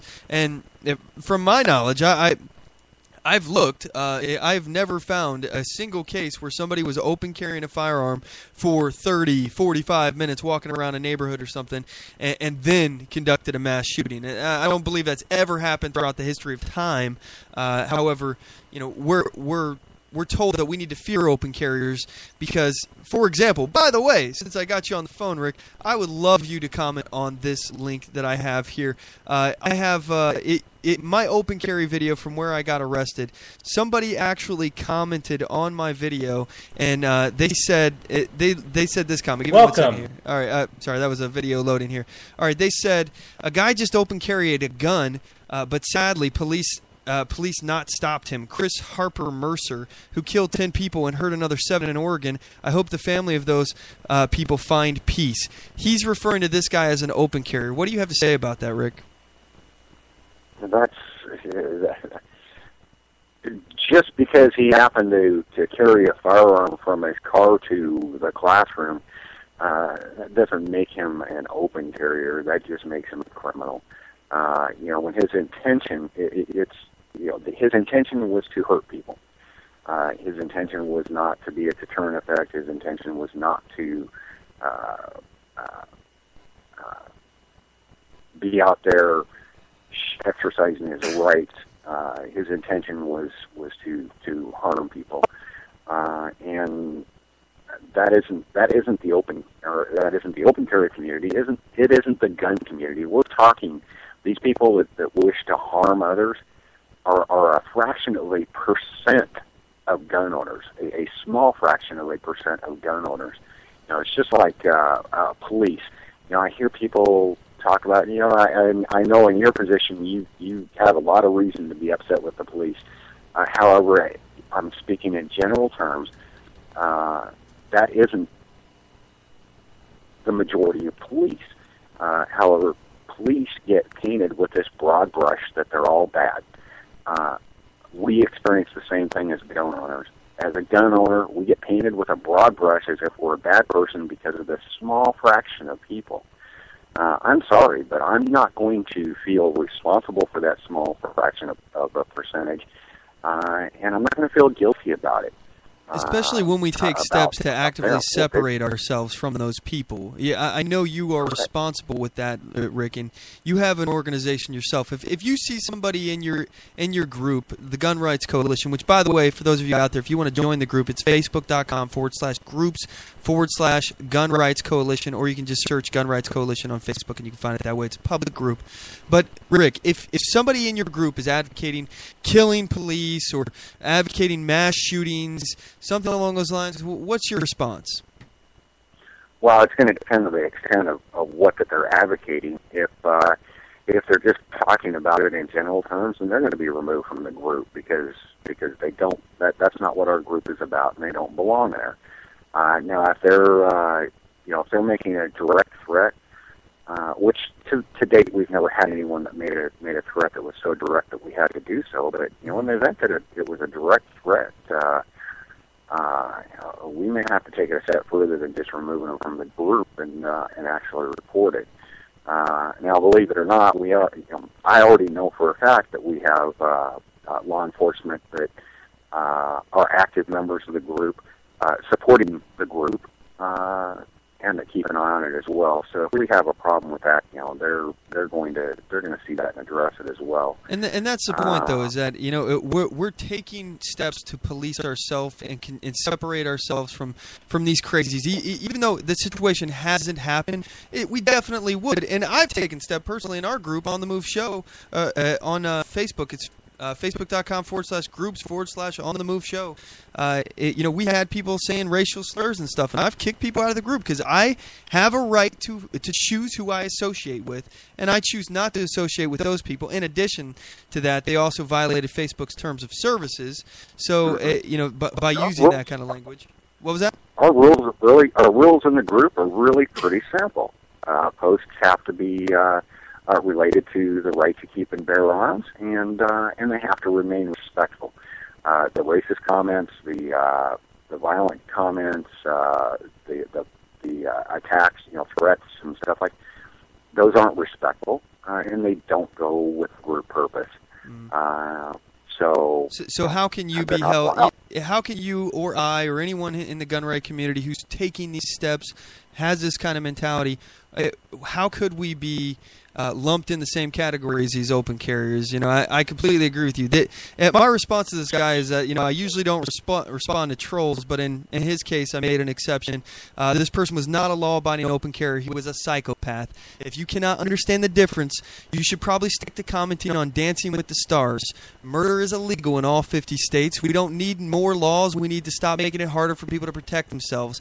If the victims had been armed, the loss of life could have been prevented prevented. But instead, liberal lunatics have created gun-free zones that have made it much easier for psychopaths in the world to kill innocent people. Gun grabbers like this person right here have blood on their hands. That's my personal opinion.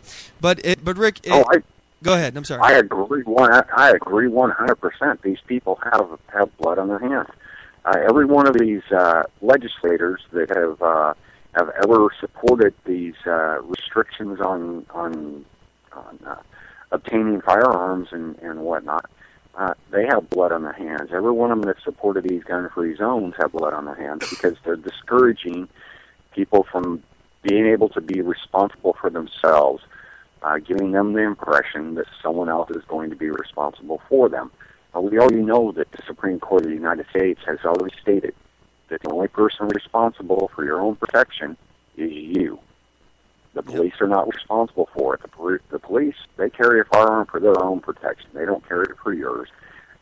When they arrive at a scene, it's to investigate, draw the chalk lines, etc. after the fact. They very, very seldom are present when the crime occurs. And that's one other thing that, one other note there that, I hear people talk about how dangerous that gun owners are, that they're more likely to make a mistake, shoot the wrong person, et cetera, et cetera, et cetera. However, the facts don't show that. The facts actually show that gun owners are much more likely to get the bad guy. Now, that's not a slur on the police. And there's a reason for that. The police arrive after the crimes occurred. They've got to try and make a decision as to what's going on after it's occurred. Whereas if I'm standing there and someone tries to rob the store and I'm standing right next to them, I know exactly who the bad guy is. Yep, exactly. And, to go further into that, there's that old saying that when the seconds count, the police are just minutes away.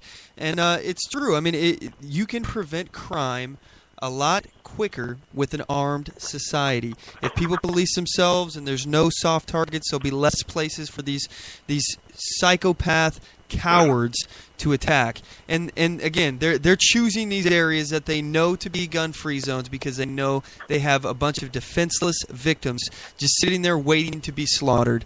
But Rick, we got to take off. I really do appreciate you giving us a call. We got to cut to a commercial break, and we got to get to another segment here of the show. But did you have any final thoughts you want to say before we take off, man?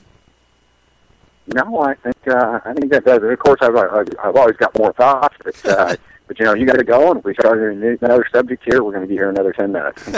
Yes, sir, yeah. So, guys, don't forget to check them out at Gun Rights Coalition. That's Gun Rights Coalition on Facebook, facebook.com/groups/Gun Rights Coalition. Thanks again, Rick. Certainly. All right. So we're going to go ahead and cut to a quick commercial break. When we come back, we're going to be on the line with Mark Delphine, the intern of the show. And I would sure appreciate you guys if you stuck around. And if you don't, you may be a communist. I do solemnly swear that I will support and defend the Constitution of the United States of America against all enemies, foreign and domestic, and that I will bear true faith and allegiance to the same, and that I take this obligation freely without any mental reservation or purpose of evasion, pledging my life, my fortune, and my sacred honor. So help me God. Join us at oathkeepers.org.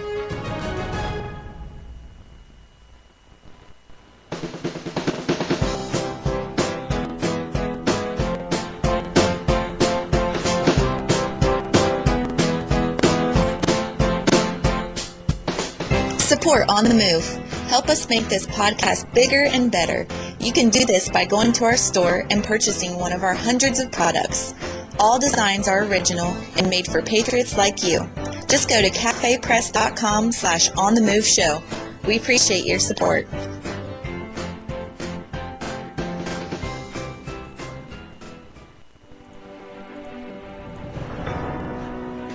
Hi, I'm Latasha Worley, and I work with candidates to creatively and effectively communicate their message to voters. I offer professional graphic design services, from yard signs to flyers, from logos to vehicle magnets. Email me today at latashaworley@gmail.com. That's LATOSHA Worley@gmail.com for a quote on items for your campaign.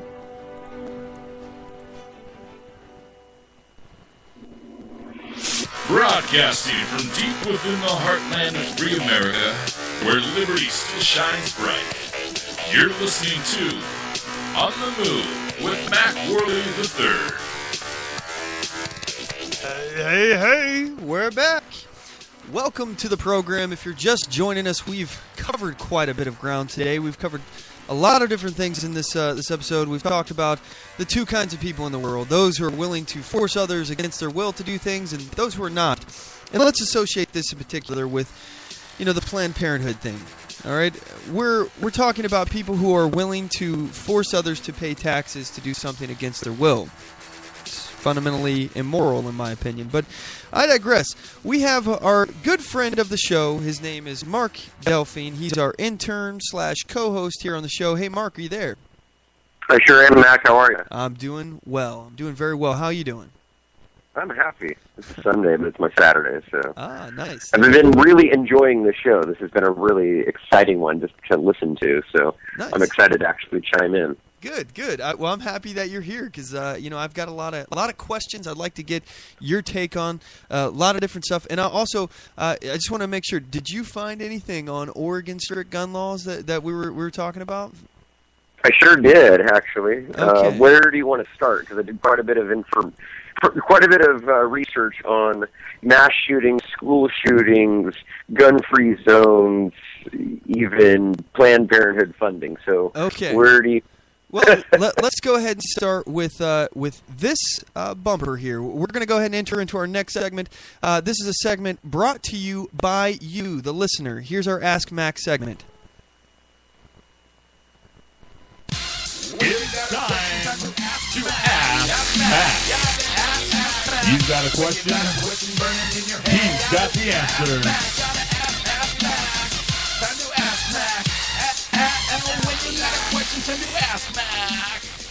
All right, so this segment of the show is where we take your questions, we try to answer them to the best of the ability that we can. I am not omnipotent. I am not a particularly genius guy, but I am able to use a Google search, and so is my good friend Mark, and we can do some research to answer everything to the best of our ability. So Mark on Facebook asked us if we would talk about how strict Oregon's gun laws are right now, and I'm happy to do that because there are a lot of things. First of all, there's a lot of background that needs to be talked about this. And I know in particular I've talked extensively about SB 941. SB 941 is essentially what is in Washington of I-594. And I know I'm giving out a lot of letters and numbers. What does all this mean?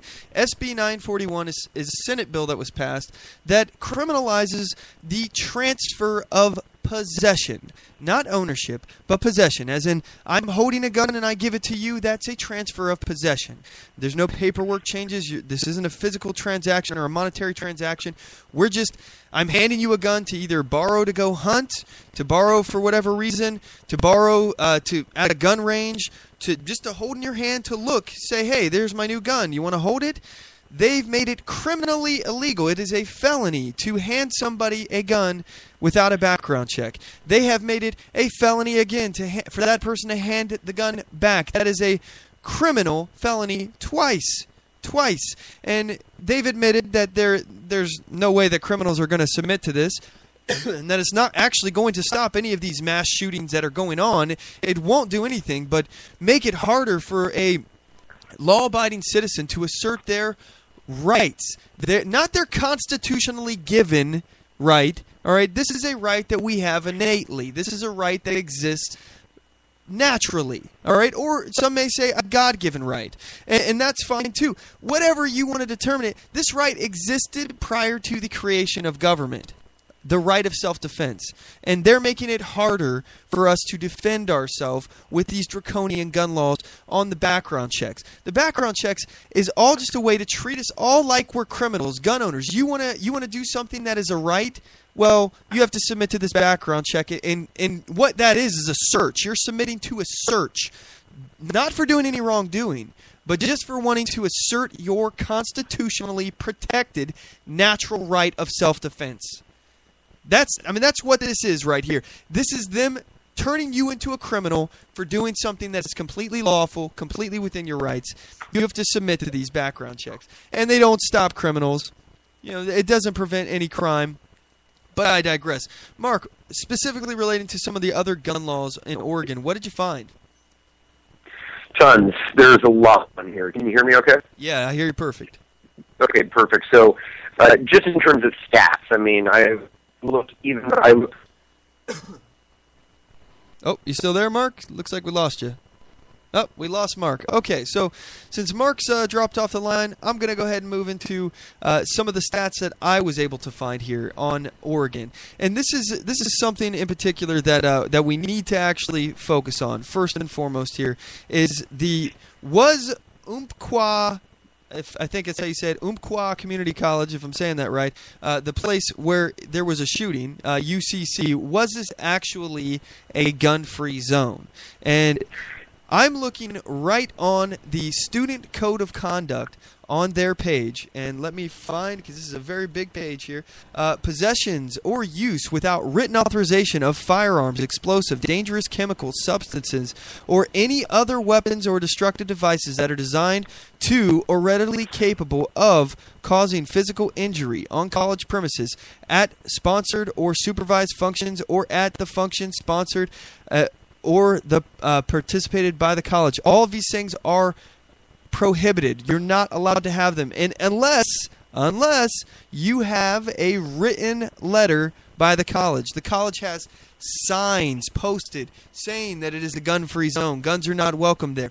Even their security guards were on Lars Larson saying that they're not allowed to be armed. All they're authorized to carry around is pepper spray. Do you really think that a school is going to give you permission to, written express permission, to conceal carry on their campus when they don't even allow or trust their security guards to carry a firearm? Mark's back on the line. Mark, what'd you find? Yeah, sorry, technology, like I said, it's kicking my butt today. So a number of different things. One off, UCC, Umpqua Community College, is not a gun-free zone if it's considered by Oregon law. Now, the policy of the school is one thing. Oregon law, if you were to attempt to challenge it in court, which others have, in a number of different realms, this is an unconstitutional policy, or it's an illegal policy, I should say, that according to Oregon law. So if you challenge it enough, you could carry, and you could carry at school. The thing is, though, is I think most people just go with the impression that they're going to follow the policy, even though they're not going to, fight it for the law. So, the majority of people are following the policy. In other words, they're not going to challenge it because of the law. Another couple of interesting statistics. I went through a number of different sources on this, one even being MSNBC, go figure, and another being gunfacts.info, and a few others. I mean, there are several other of these memes all over Facebook, but several other really credible sources that have suggested really what you were talking about earlier today, just about how many lives are saved, how many violent crimes are thwarted because of the fact that people carry, and how many of these mass shootings are actually, or what percentage of the mass shootings what percentage of actual deaths from homicide via gun, and what percentage of those mass shootings, what percentage of mass shootings are actually in schools or in the place of work, and all of these are very, very low.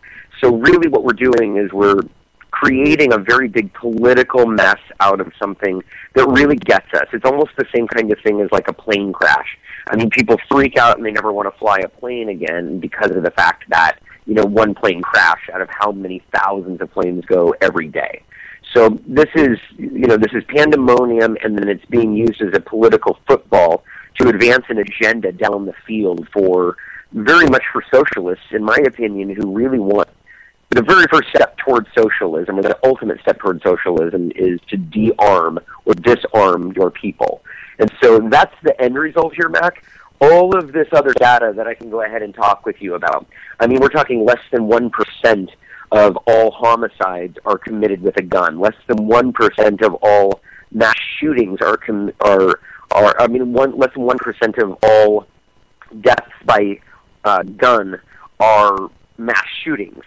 So, I mean, when you're talking about tenths of percent, and then you start to say, now we need to start changing laws and disrupting what the rights of our people have, simply because of the fact that you are afraid and you're putting your trust in the government, it says a lot about not only our media and about how quickly we can be deceived and manipulated as people, and just about how unaware people are of facts and guns in general.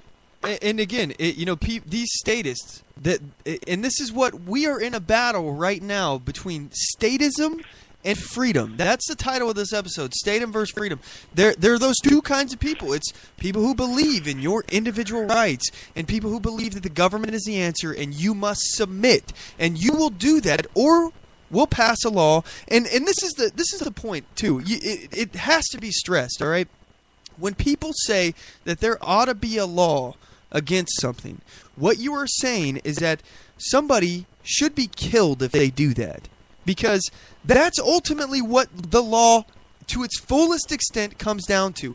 If you're okay with coercively taking people's money through taxes and making them fund things against their will, then you're okay with the government coming in and shooting that person in the head if they refuse to pay taxes. And if they decide to fight when the government with goons with guns come kicking in their door, you're okay. That's the ultimate end of this.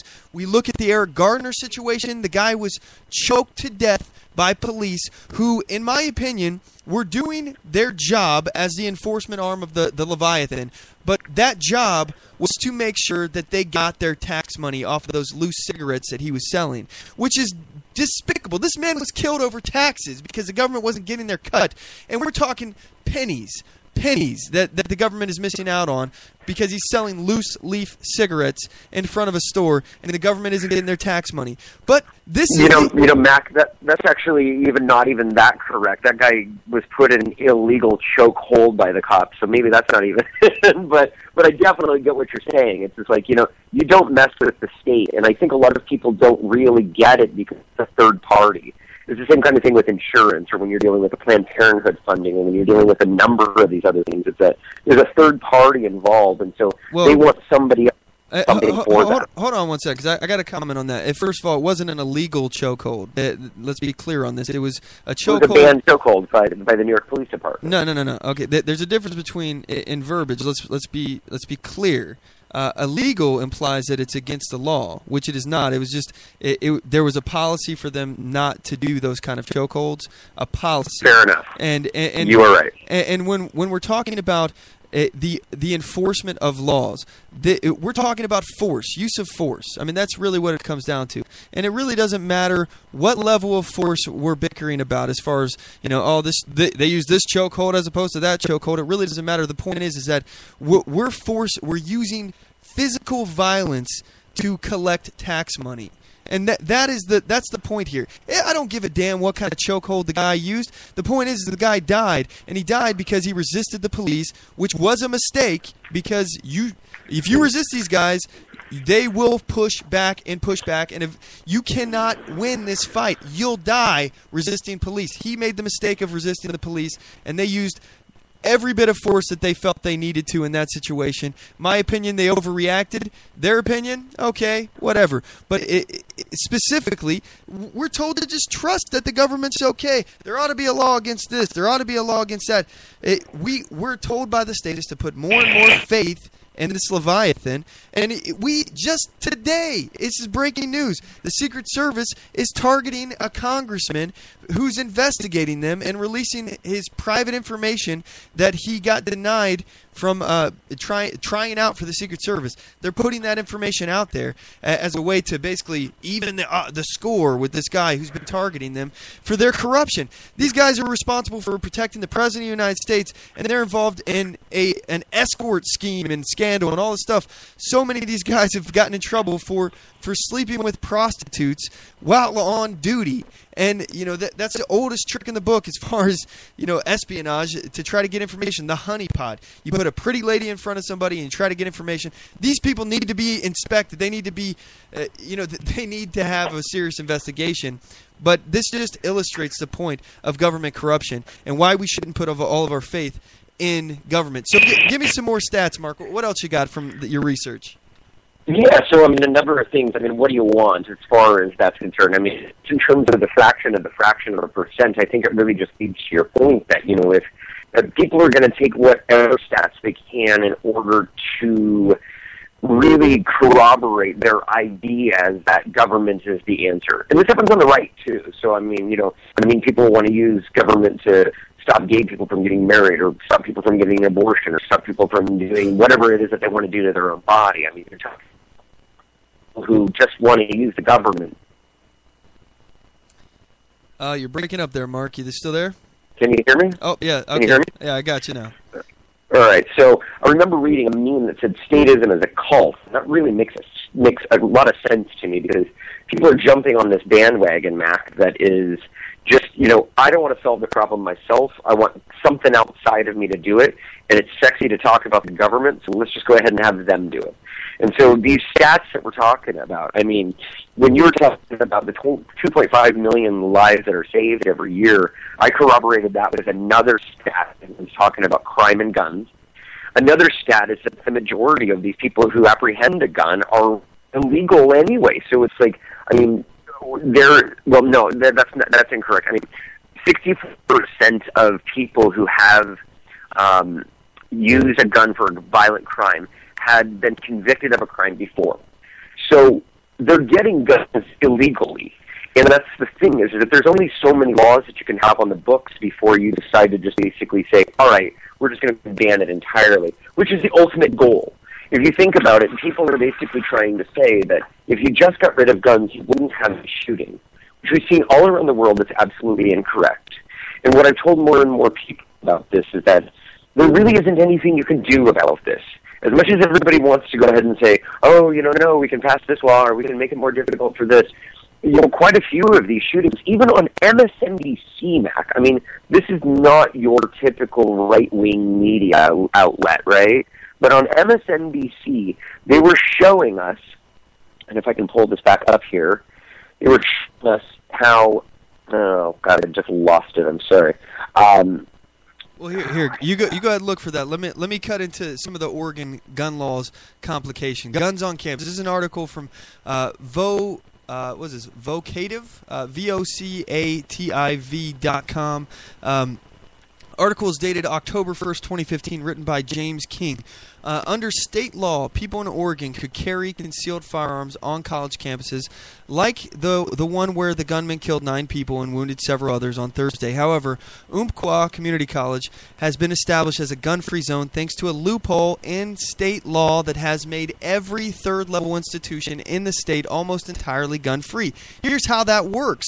Currently, only 3 states, Idaho, Utah, and Colorado, allow guns on campuses regardless of the school policy. Oregon's guns on campus law is a bit more complicated.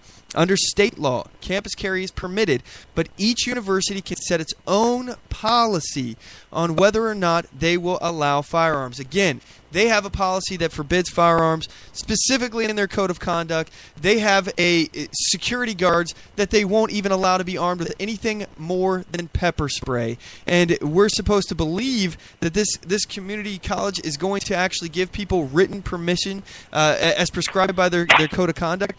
That's unbelievable. It's extremely unlikely. And again, the code, their student conduct code, goes on.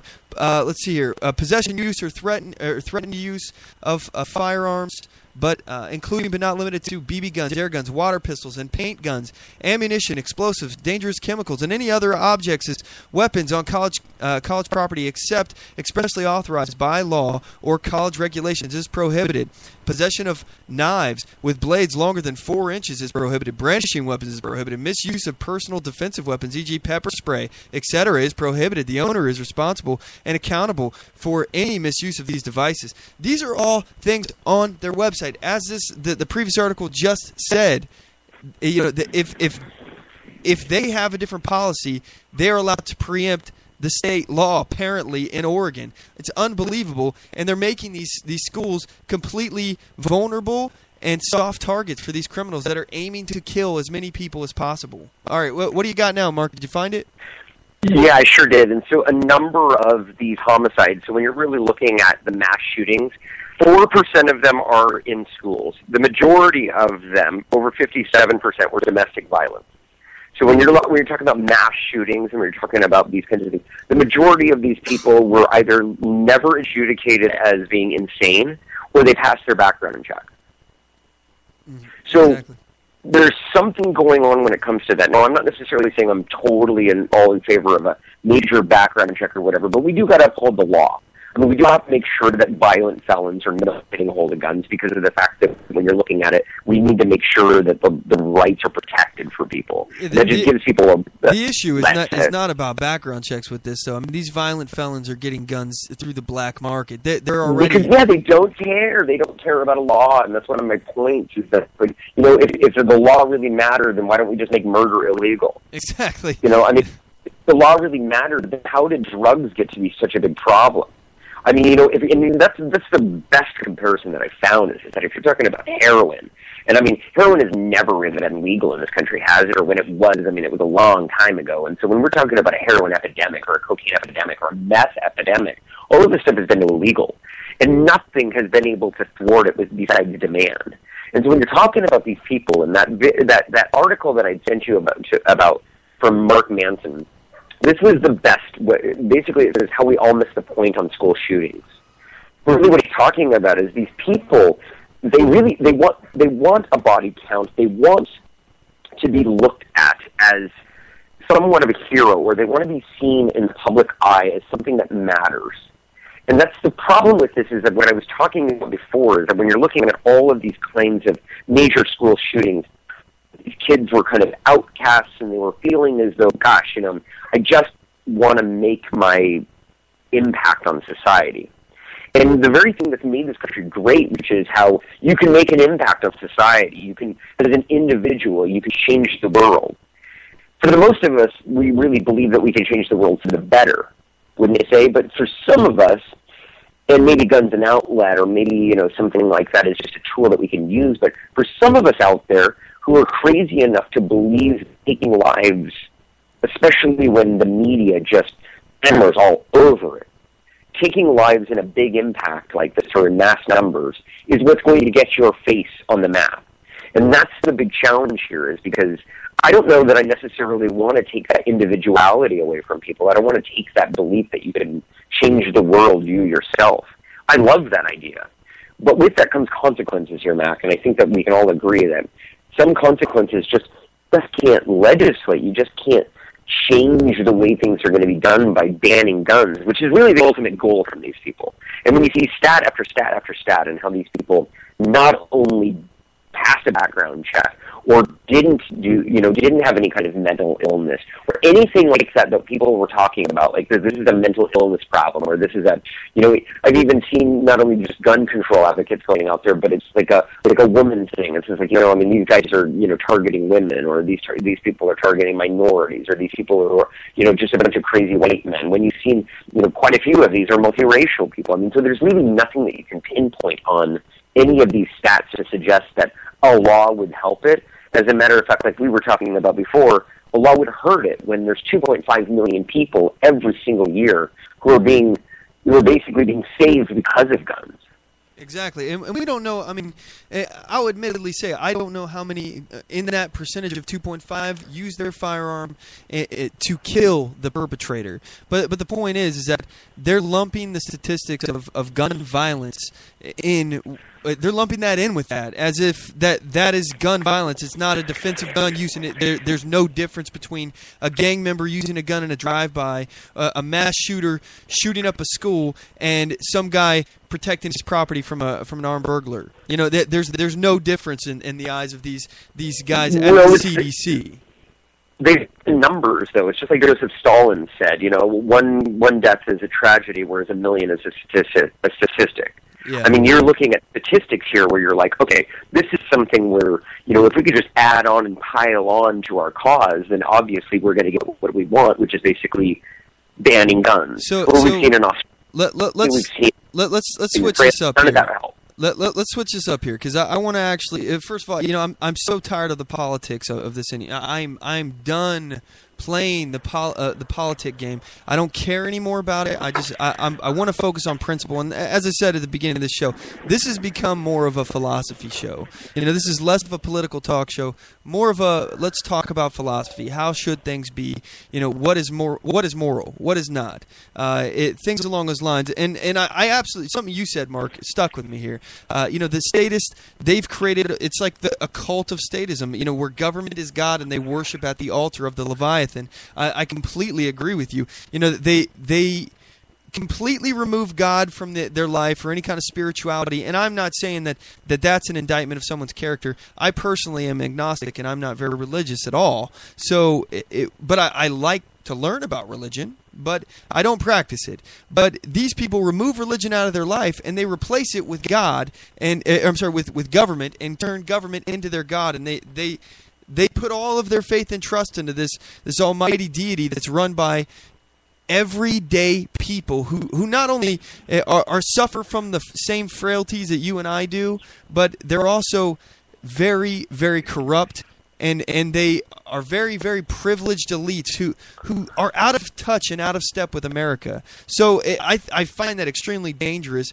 But when we're talking about, you were mentioning Australia. I'm sorry, I cut you off for that because I have some stuff about Australia. What were you saying about Australia? Well, just in terms of the shootings that occur in Australia and the fact that they had a gun buyback program, which is basically just, we're taking away your guns and we're going to go ahead and give you a little stipend because of it. And that really hasn't done anything. You know what I mean? In terms of the fraction of the number of people in Australia, everybody will talk about gun deaths per thousand and whatnot. And sure, the United States might have quite a few, and that's not because of guns, it's because of our culture. And you can't change our culture by banning guns. And so the whole idea here is that I don't necessarily believe that the majority of these people who are believing that banning guns is the answer are the corrupt ones. I just believe that it's the corrupt ones who take advantage of those people who are wanting to ban guns. And so you see that with states all of the time.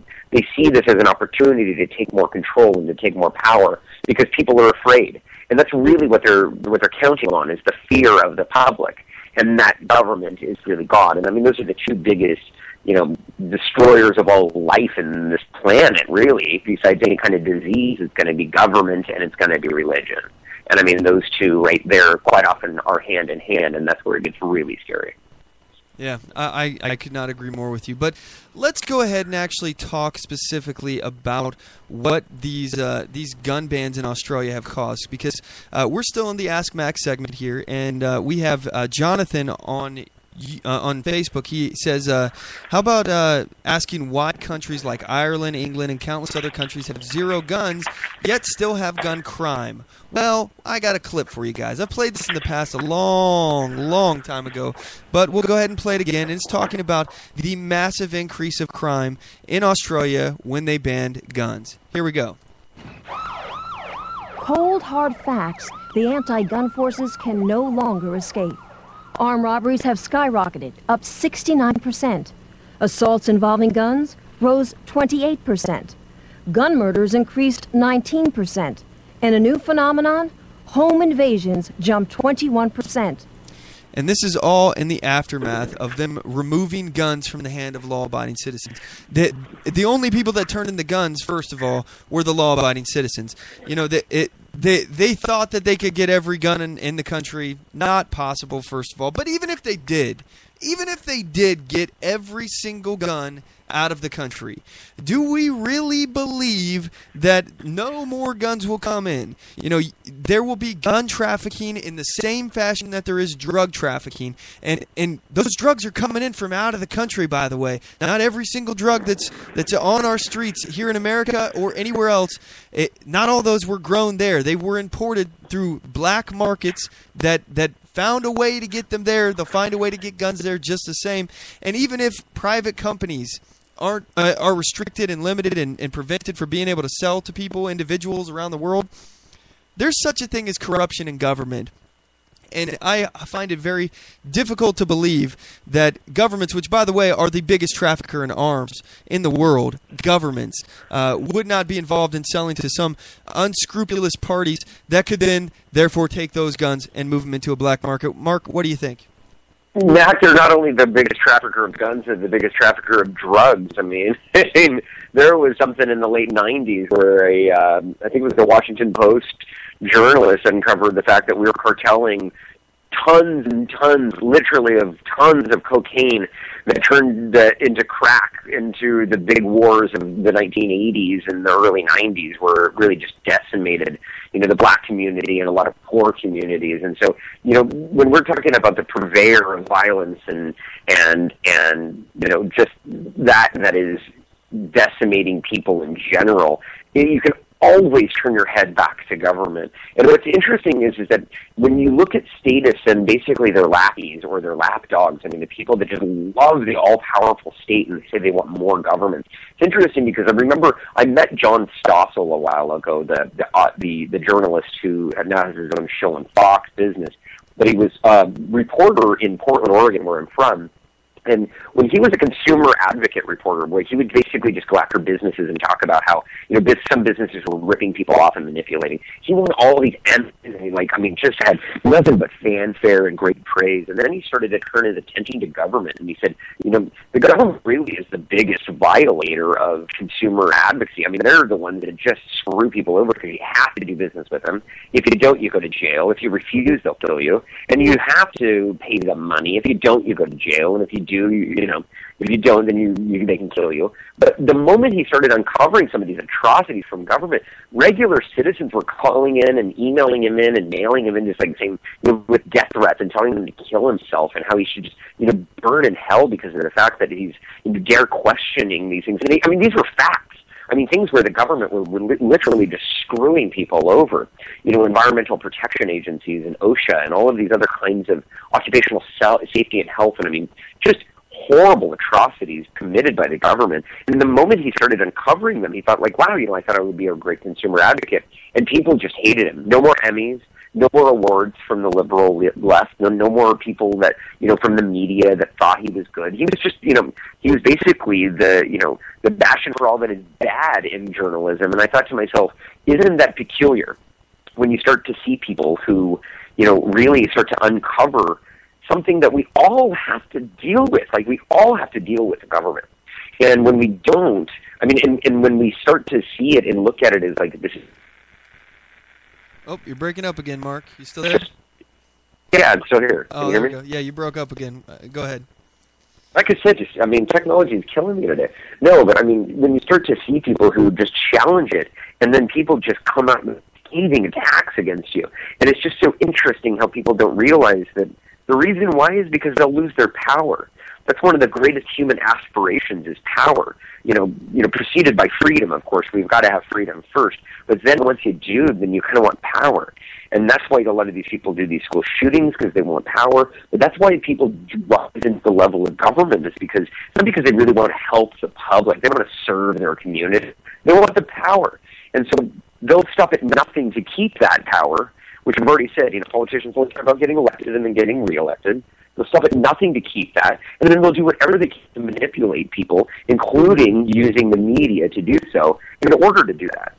So when people talk about the liberal media, I don't even like that term because, I consider myself a classic liberal or a libertarian. Yeah. I'm very social liberal.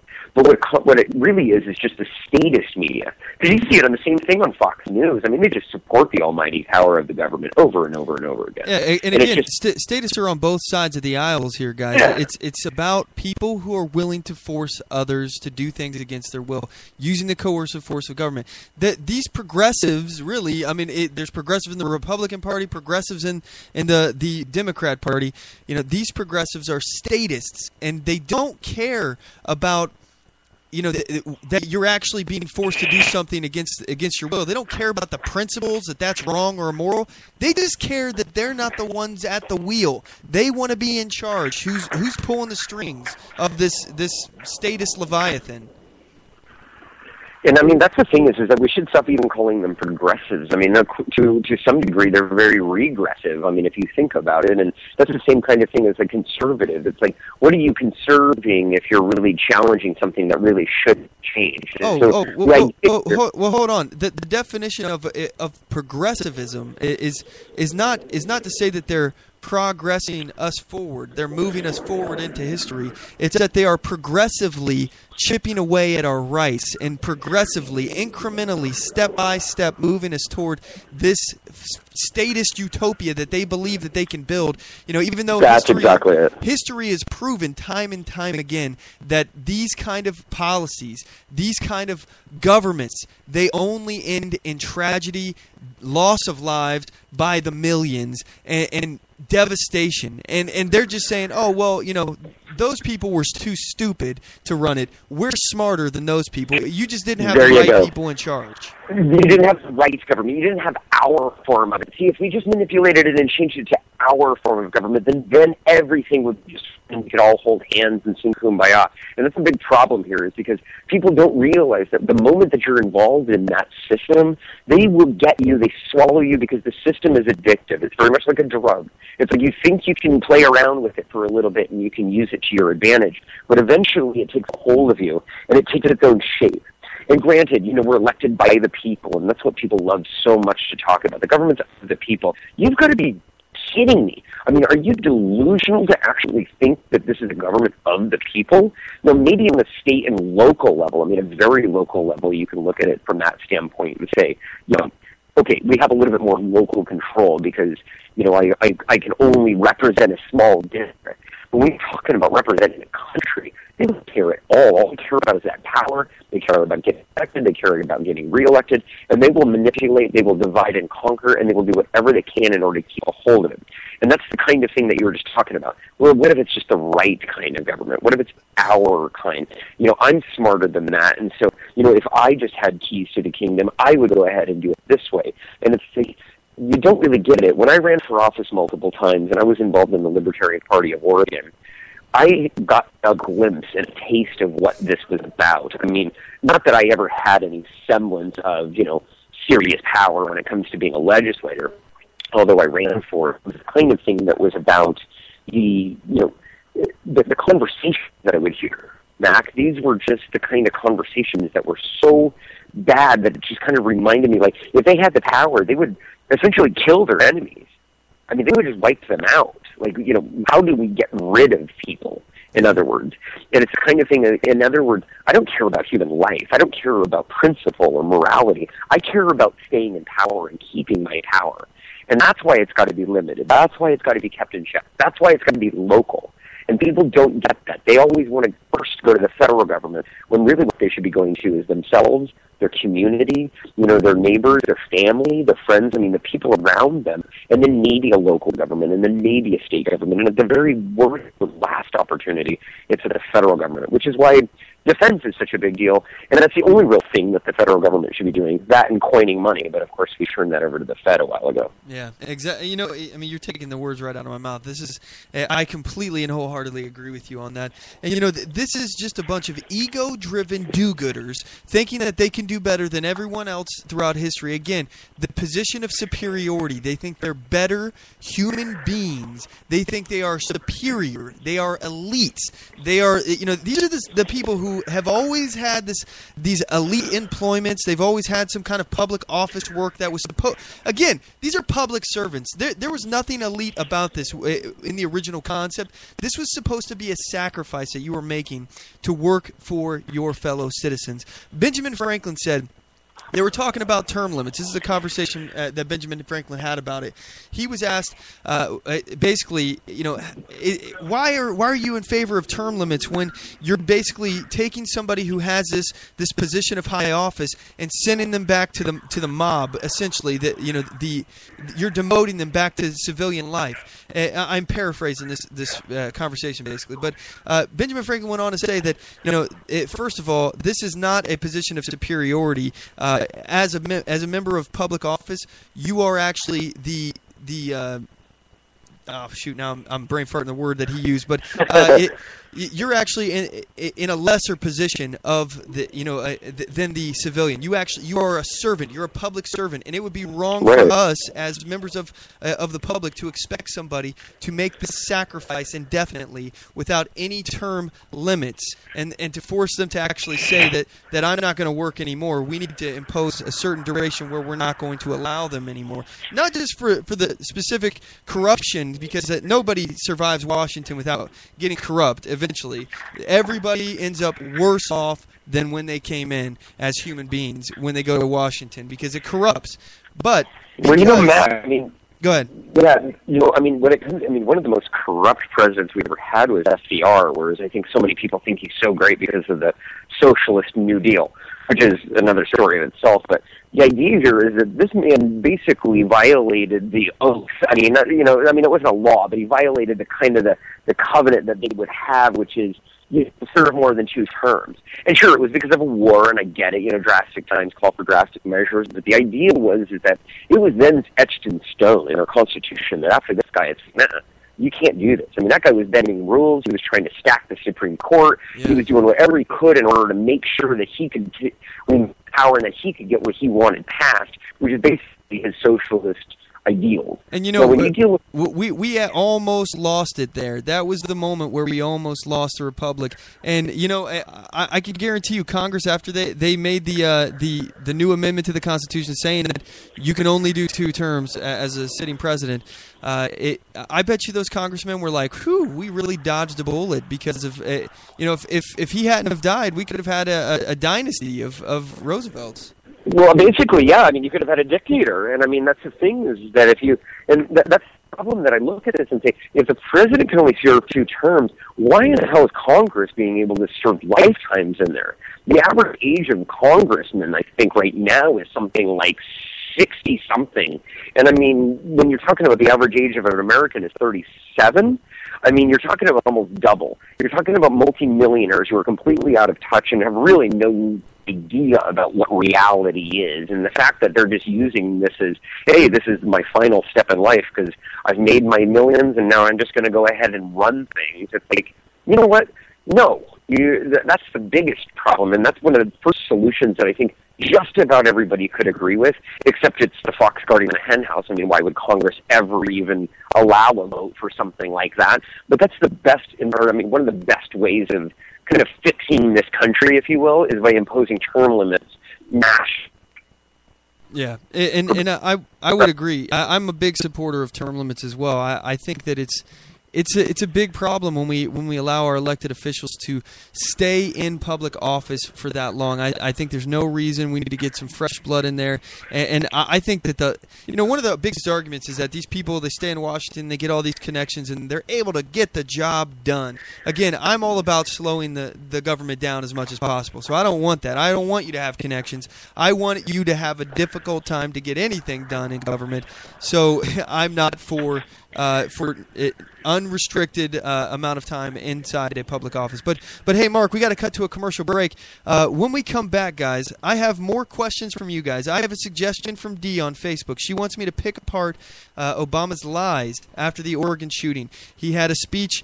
He was talking a lot about guns, and he was talking about some liberal math, like we said, liberal statistics from gun use. So I'm going to break down his statements, explain why they are false, and we're going to get really far into this here. So you guys don't want to go anywhere. We'll be right back with more responses to your questions, as well as we're going to go into the Mac Attack segment and talk about Obama's speech. So I'm going to play that clip as well. So anyway, guys, we'll be right back. Don't go anywhere.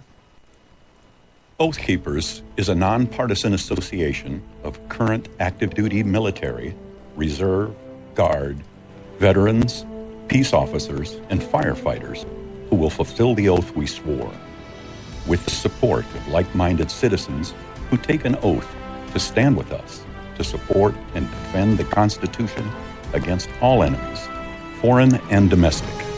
So help us God. Join us at oathkeepers.org.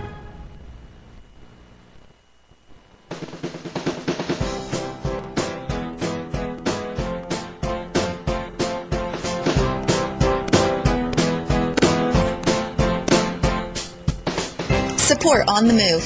Help us make this podcast bigger and better. You can do this by going to our store and purchasing one of our hundreds of products. All designs are original and made for patriots like you. Just go to cafepress.com/OnTheMoveShow. We appreciate your support.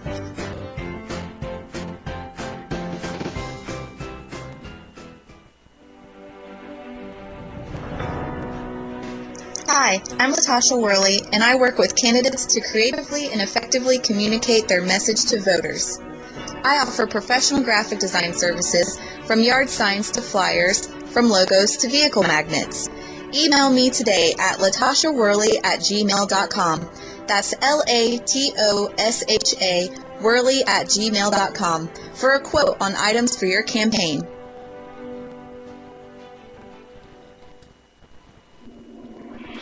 Broadcasting from deep within the heartland of free America, where liberty still shines bright. You're listening to On the Move with Mac Worley III. Hello, we are back. By the way, if you're listening now, you're well into the third hour of the program. This is our overdrive hour. We do this when we have a whole lot of show. So much to talk about, so little time. But anyway, we got Dee on Facebook. She's asking us to talk about Obama's speech, the Oregon shooting.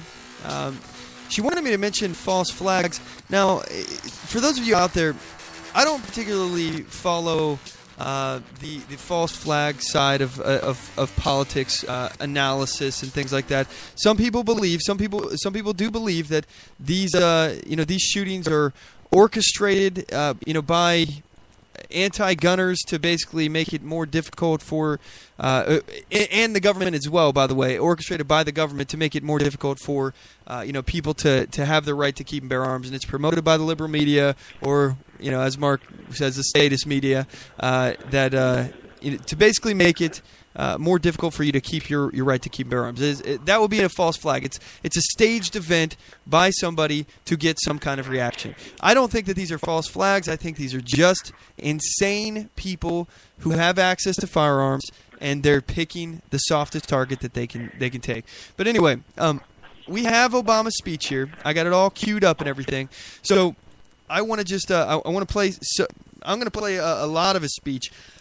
I don't want to play it all. And I'm sorry to do this to you at all, guys, because I know for me it is hard for me to hear this. I literally was screaming at the screen when Obama was talking. But we have to talk about it. We have to talk about the things he said, because the things he says carry a lot of weight with people, and they're simply just not true. So here we go. Starting out, he's talking about the police response and things along those lines. Here he goes. Again, there are really good people there.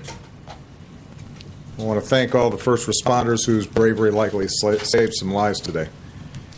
And just for the record, I have the information about the timelines of the shooting here. I think this is important to point out. The first 911 call came into Douglas County Emergency Communications, Roseburg police officers, and this was 10:38 a.m. That was the first call. And the officers apparently responded. Dispatches saying that, at 10:44 a.m., the first two Roseburg police officers arrive. So we're talking about 6 minutes after the shooting started. So again, when the seconds count, the police are only minutes away. And, this is a campus that is a gun-free zone. We're going to get to that. And again, we covered how it is, in fact, a gun-free zone. But the media is telling you it's not, because Oregon laws say it's okay. However, they don't preempt the school's policy that they have. So here we go. Here's Obama. Federal law enforcement has been on the scene in a supporting role, and we've offered to stay and help as much as Roseburg needs for as long as they need. In the coming days, we'll learn about the victims. Oh, yeah. And by the way, the victims who are disarmed. They were disarmed. And now Obama is going to use them as, and their families, to parade in front of the American people to again, Mark, a question for you. How many percentages of gun violence are actually in the mass shootings? What is it, 1%, something like that, is actually mass shootings? Less than 1. It's between 0.4 and 0.6, depending on how you count a mass shooting. Okay, so with that, Obama's using that statistic to parade these people in front of the American people to get rid of your right to keep and bear arms. Less than 1%, people, less than 1%. Obama goes on. Young men and women who were studying and learning and working hard, their eyes set on the future, their dreams on what they could make of their lives. And America will wrap everyone who's grieving with our prayers and our love. But as I said just a few months ago, and I said a few months before that, and I said each time we see one of these mass shootings, our thoughts and prayers are not enough. Now, first of all, this is just rhetoric. He's spooling up the engines right now, getting the gun grabbers' mouths salivating. Oh, well, yeah, you're right. Prayer's not enough. Prayer's not enough. We need the state. We need the state to come in and protect us and make us safe and do everything for us like a god, like a deity, because, Mac, yeah. Mac, I mean, you remember the assault weapons ban in 1994, I believe, or 96, it was the Brady Bill, right? Yeah. Bill Clinton signed this into law, and I think this is right before the Republicans took over Congress, right? But this was a law that was really, basically was just going to get, really bad assault rifles and weapons out of people's hands. And its ban was in effect for, I think, a total of 5 years out of 10, so halfway through. So it should have been able to really take a good effect. And then these guys in Columbine went ahead and shot up their school with legal, or what would have been banned, assault weapons. So these things do not work. These laws do not work. They will not work in this culture unless we change the culture.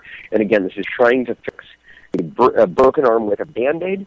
And I think what this president is doing is extremely dangerous. But let's continue to listen to him because it's sad, but it's part of the show. It's something else, I'll tell you. But hey, you guys requested it. You literally asked for your own punishment here. You guys are gluttons for punishment. But we're masochistic here.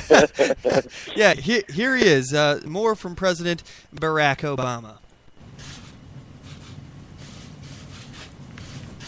It's not enough. It does not capture the heartache and grief and anger that we should feel. And it does nothing to prevent this carnage from being inflicted someplace else in America. Oh, it's funny that he said that because neither do his policies. None of them. Background checks, they don't prevent it. Again, Mark, how many guns are used every year in violent crimes that are not obtained legally? I know you just had that stat. What was it again? Well, I think it's 17% of all gun crimes that are used. 17% of them are found illegally. So, they're used illegally. In other words, they pass their background check. They aren't, mentally unsafe. Very, very few people have, would this law actually even attempt to thwart?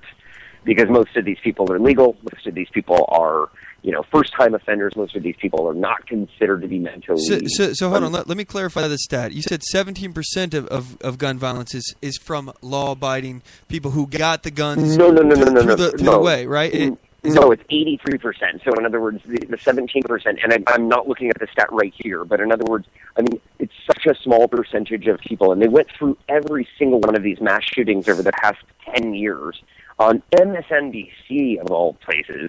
You've got to look at that and say, if they're not a little bit more motivated to slant the truth, but almost every single one of these was, did this person get the firearm illegally? And almost every single case it was no, they got it legally. Oh, and it's important to note here, with this specific case, the shooter obtained his gun completely legally. He got his gun completely legally. He passed the background checks. So again, any kind of background checks, these common sense gun legislation stuff that they're talking about, it won't actually do anything. So how is this common sense? And he's talking about us how prayers won't do anything. Instead, we need to pray to the Leviathan. We need to pray to the statist government and have them save us, because they'll save us. Your God won't save you, everybody. But the God of government will. God of government will. Although, they won't actually. Their policies will actually create more victims, cause you to be a victim, and cause you to be in a gun-free zone, which is basically a fish-in-a-barrel zone. You want to go to a slaughter zone, go be my guest. But, these are not policies that make people safer. Period. But let's go back to the rest of the video here. He's got a lot more to say on this. So, again, last point he made is that they won't do anything. Here he goes. Next week, or a couple of months from now. We don't yet know why this individual did what he did. And it's fair to say that anybody who does this has a sickness in their minds. Again, we're talking about people with mental illnesses that are having access to firearm. And that's a very important thing to note here, is that there's always going to be... liberty has costs, first of all. Liberty has costs. There's a price to this. There's a price to freedom. And one of those associated is that somebody is going to hurt others with these guns. Somebody will do it. Guaranteed. But you know what? Here's the thing. If you try to take them all away, those guns are still going to be out there. There's still going to be guns out there. And then all you're doing is you're taking the guns out of the hands of the people that weren't the threat in the first place. Mark, what do you got? That's exactly it. I mean, that is 100% true. If you outlaw guns, only outlaws have guns. People who pay no attention. I mean, we're going back and forth on this kind of thing, but like I said, it really just seems to me that this is just being used as a political football in order to advance the agenda of statism further down the field. Because like we just commented on, and I can go stat after stat after stat from right-wing media, from left-wing media, from people that, from places that people trust, really, that a lot of readers look at.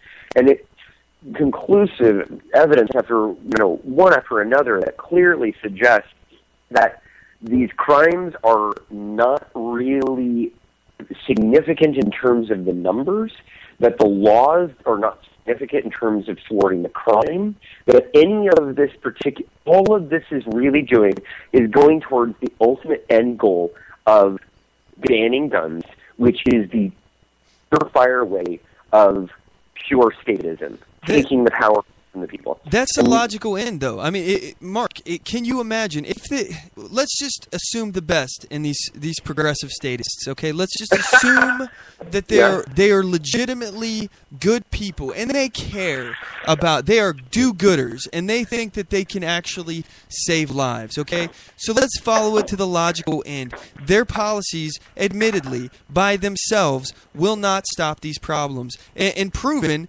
through the fact that what they're advocating for is more and more background checks. Mark, what is the logical end? If they really want to save lives and they believe that taking guns away from people saves lives, where will they eventually go?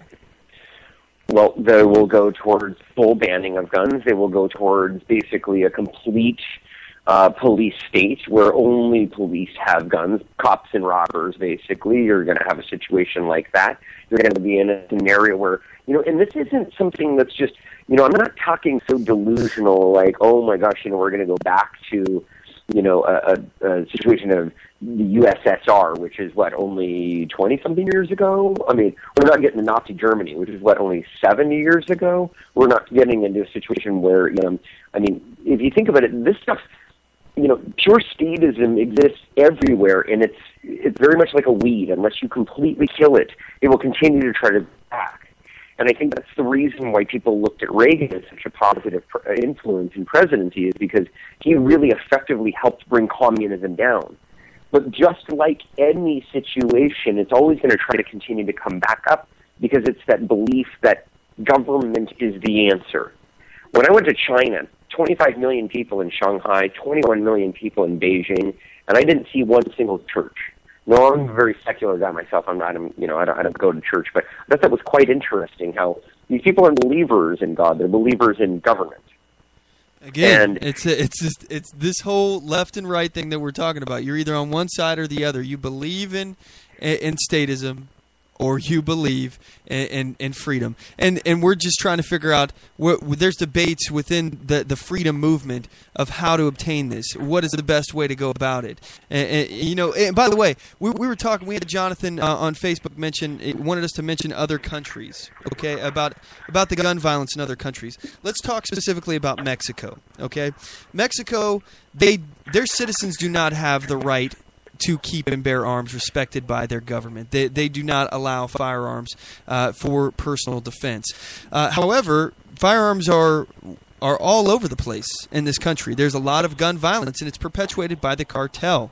And what you have, by the drug war, yeah. Yeah. What you have is a corrupt government who is working in many cases with the cartel directly. And in this situation I feel so bad for the Mexican people because they are surrounded. They're stuck between a rock and a hard place. They have the Mexican government on one side who's restricting their rights and supposedly going to keep them safe from the cartel, but they're doing a terrible job at it, mainly because they're working hand in hand with the cartel, because the cartel has risen to the point of power, thanks to the war on drugs, has risen to the point of power to where they actually rival the strength of the Mexican government.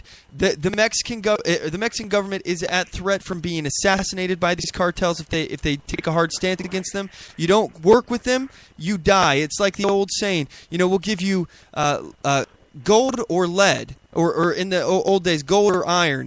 They're talking about you either take our money or you take our swords, and we'll chop your freaking head off. It's translated to that now, and we relate this back to prohibition. Prohibition here in America. We tried to outlaw alcohol, and it backfired for the same exact reason. What's going on with the cartels? The actual prohibition actually created these mafias that were rivaling the power of the United States government. And in my opinion, it's the only reason why it was repealed. Prohibition was repealed in the first place is because it created these underground, unregulated, untaxed black markets, which created a criminal element that actually gained so much power and influence that it could access the government, threaten the government, manipulate the government, increase corruption inside our own government. It creates problems. It didn't work then on alcohol. It won't work on guns in the future. And the fact is, guns and ammo. I'm brain farting. Guns and drugs are both coming across our border right now. Even if we got every single freaking gun in America, we wouldn't be able to stop the flow from coming in because there's a demand. There will always be a demand. And because of that, someone will find a way to fill that demand. It's interesting. I was also reading another one where it says, the 5 worst mass shootings. In the United States, there's only one of them. Number 4 from Virginia Tech, where 32 people were shot. Number 1 in Norway, 67 people were killed and 110 were wounded. In Tunisia, 39 people were killed. Australia, back in 96, where 35 were killed. And then in Israel, where 29 Muslims were shot by, you're just looking at some of these stats where you're like, a lot of these places, because Obama was basically saying that this is, this doesn't happen in any other, advanced nation. And completely it's like, untrue. No, that's total BS. It happens everywhere, and it happens where there's gun control. That France mass shooting where they shot up the Charlie Hebdo, office, and you're like, oh no. No, that's not considered a mass shooting, Mark, because it was a jihadist who killed someone. Those don't count. Those are workplace violence shootings. That's what happened with that. Oh, gotcha. Because it's also interesting is that only 4% of mass shootings occur in schools, and only 4% of mass shootings occur in places of work. So most of these others are completely nothing's documented. No, not documented, but nothing's ever, seen on on the media. It's the same kind of thing as, like, there are more car accidents than plane crashes, but the plane crash is what gets our attention. Yeah, well, I mean, let's also point out there's a whole lot more cars on the road than planes in the air, and you're a whole lot more likely to survive a car crash than you are a plane crash. I'll just put that out there, everyone. Touche. Yeah. Okay, that you win there, but it is the kind of thing where a lot of this analysis in terms of gun murders per 100 residents. I mean, a lot of these, they only take a certain number of countries, but then they start to really fail to see a number of others. I mean, that really, the United Kingdom has way more violent crimes than the United States does. Granted, it might not necessarily be just with guns, but you ban guns, and then all of a sudden people do violent crimes with a number of other. With anything else, I mean, you've got to stop the idea that we're just going to somehow have a utopia that we're going to stop violence. There will always be that, and that's a part of life. It's not something that I ever want to condone, but it is something that I just look at it and say, it's a consequence of freedom. We have freedom, and there's something really great about that. There's so many really great things about that. But yes, Mac, you're going to have negative things like this. It's just like the cost of freedom of, say, 9/11. I mean, we had all of this freedom to be able to just get onto an airplane and do the kinds of things we wanted. But now, all of a sudden, it's like all of these freedoms are being eroded because of some whack nuts. Whereas it's like most of the time, this stuff doesn't happen. And most of the time, we're good people that don't need a law that's going to tell us they can't shoot up a school or that you can't bring a gun onto campus. Most of us are just not going to do that. Yeah. But it's the fact that, those policies that most people uphold or most people behave or follow, that are the ones that are really stopping people. Somebody could have basically said, yeah, I'm going to go ahead and keep my gun in the car because of the fact that I'm not going to bring it on campus. Yeah, well, what good is a gun that you can't carry? I mean, a gun that's not on your person is a useless gun. It's just like a cell phone without a battery in it. What's the point of having, what's the point of having a cell phone without a battery in it?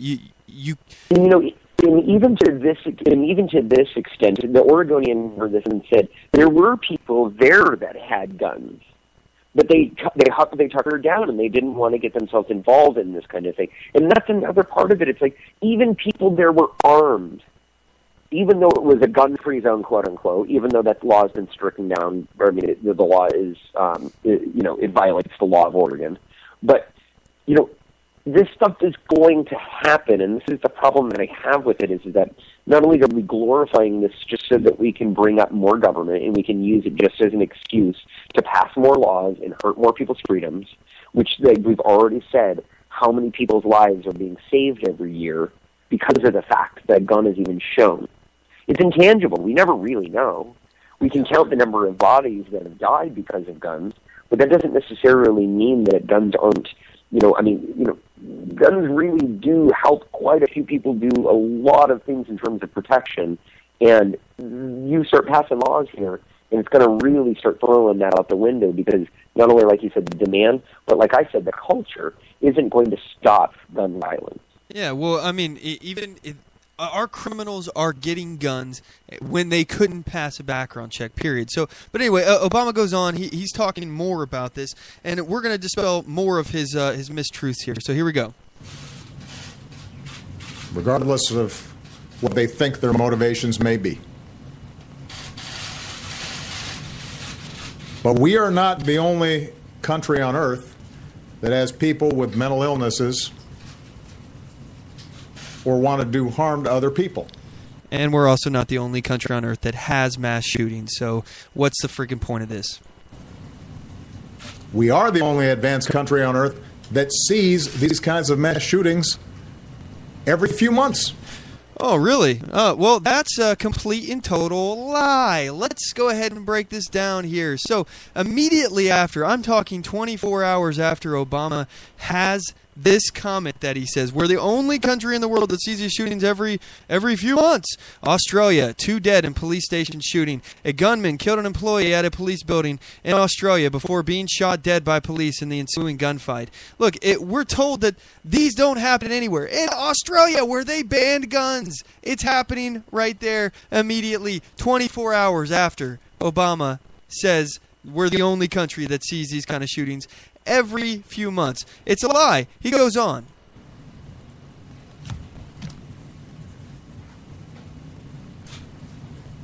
Earlier this year, I answered a question in an interview by saying the United States of America is the one advanced nation on earth in which we do not have sufficient common sense gun safety laws, even in the face of repeated mass killings.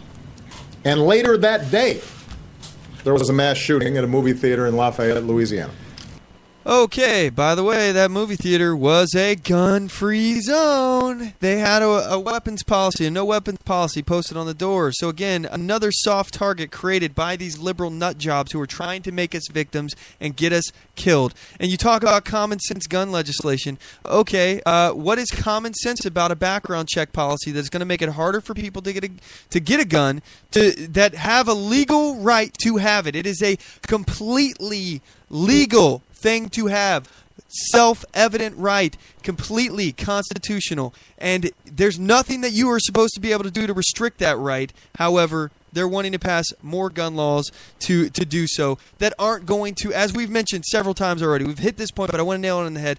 We are mentioning the point that these policies that they're calling for, short of confiscation, will not prevent any gun deaths. And it's arguable, even based on the stuff that we've covered with Australia, with their home invasions and violent crimes and all the other stuff that skyrocketed after their ban. Then in addition, they've got this shooting 24 hours after Obama says that, you know, we're the only country in the world that has this happening monthly. It's not true. There are still guns even after a ban. So a confiscation still doesn't prevent the loss of life. Anyway, he goes on. That day,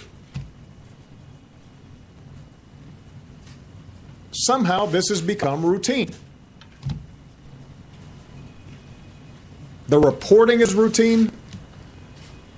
My response here at this podium ends up being routine. Wow, that is the most honest thing that he's ever said right there. I would say the reporting is definitely routine. His reaction is routine. We know what's coming. We know what to expect. The statist left media, their machine, their anti-gun machine just turns on and oh my God, this is not a gun-free zone. You know, they spool up, and you know this is going to happen. And then the next thing that happens is the victims and the families of the victims is paraded in front of us to make us feel bad that we won't submit and compromise to their will. Well, you know, here's the thing. I have an article here, and I think this is incredibly telling, and I think it needs to be mentioned here. We're running low on time, so I'm going to be speeding this up here. There are four pro-gun arguments, four pro-gun arguments we're sick of hearing from the Rolling Stone. All right, the first one: guns don't kill people, people kill people. This is a fantastic argument for those who can't tell the difference between one death and a dozen. Absolutely, a murderer can often kill one person or two with a knife before being stopped. But to really rack up those mind-blowing death counts, to make sure that many lives are destroyed and families ruined in the space of 5 or 10 minutes, you need a gun. Well, let's mention here 5 or 10 minutes. That's about usually the earliest you can expect the police to respond.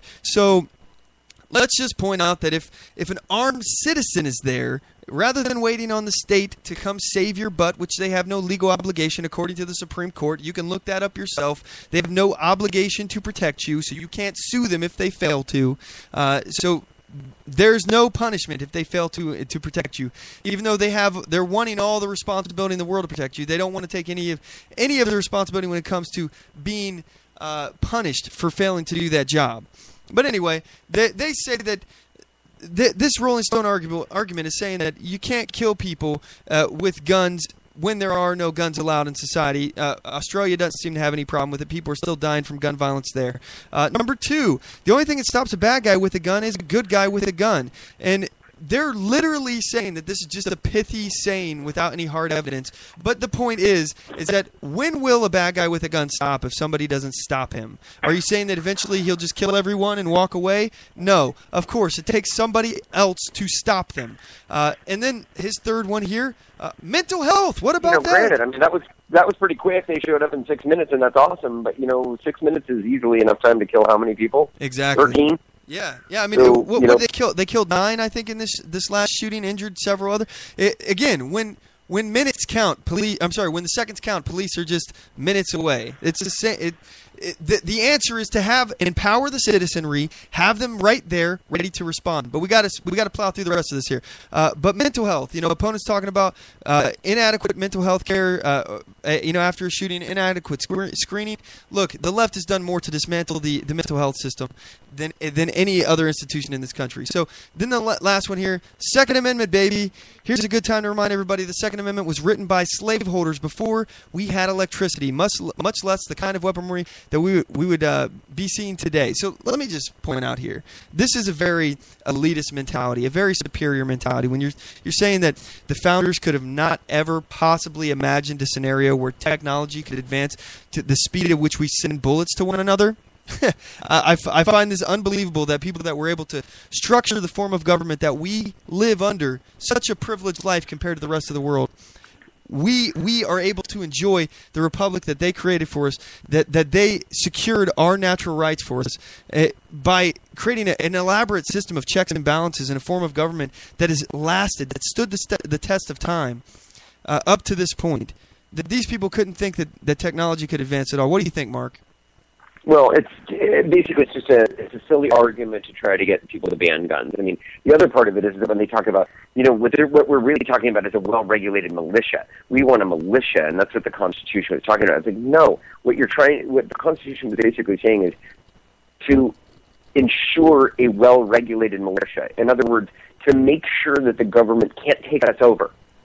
We must have, as individuals, the right to bear arms. Absolutely. So that's a bigger overlying argument with this, that what they're really doing, and a lot of people are like, yeah, as if you're going to take over, as if the government couldn't just take you over if they wanted to with their technology now. That's my problem with this, is that you're allowing cops and other military people, which now they're almost the exact same thing, to have this kind of weaponry, and then the only people who are going to have it are people who disobey the law. So you're really just going to be looking at a cops and robbers situation, if anything. Okay, and so let's finish it. We're running out of time here. We only got 7 minutes left in the show. Let's play the rest of the clip here from Obama. There's some other points that I got to get to that I haven't had a chance to get to yet. So we got to hurry up and get to this. Here we go. The conversation in the aftermath of it, we've become numb to this. We talked about this after Columbine and Blacksburg, after Tucson, after Newtown, after Aurora, after Charleston.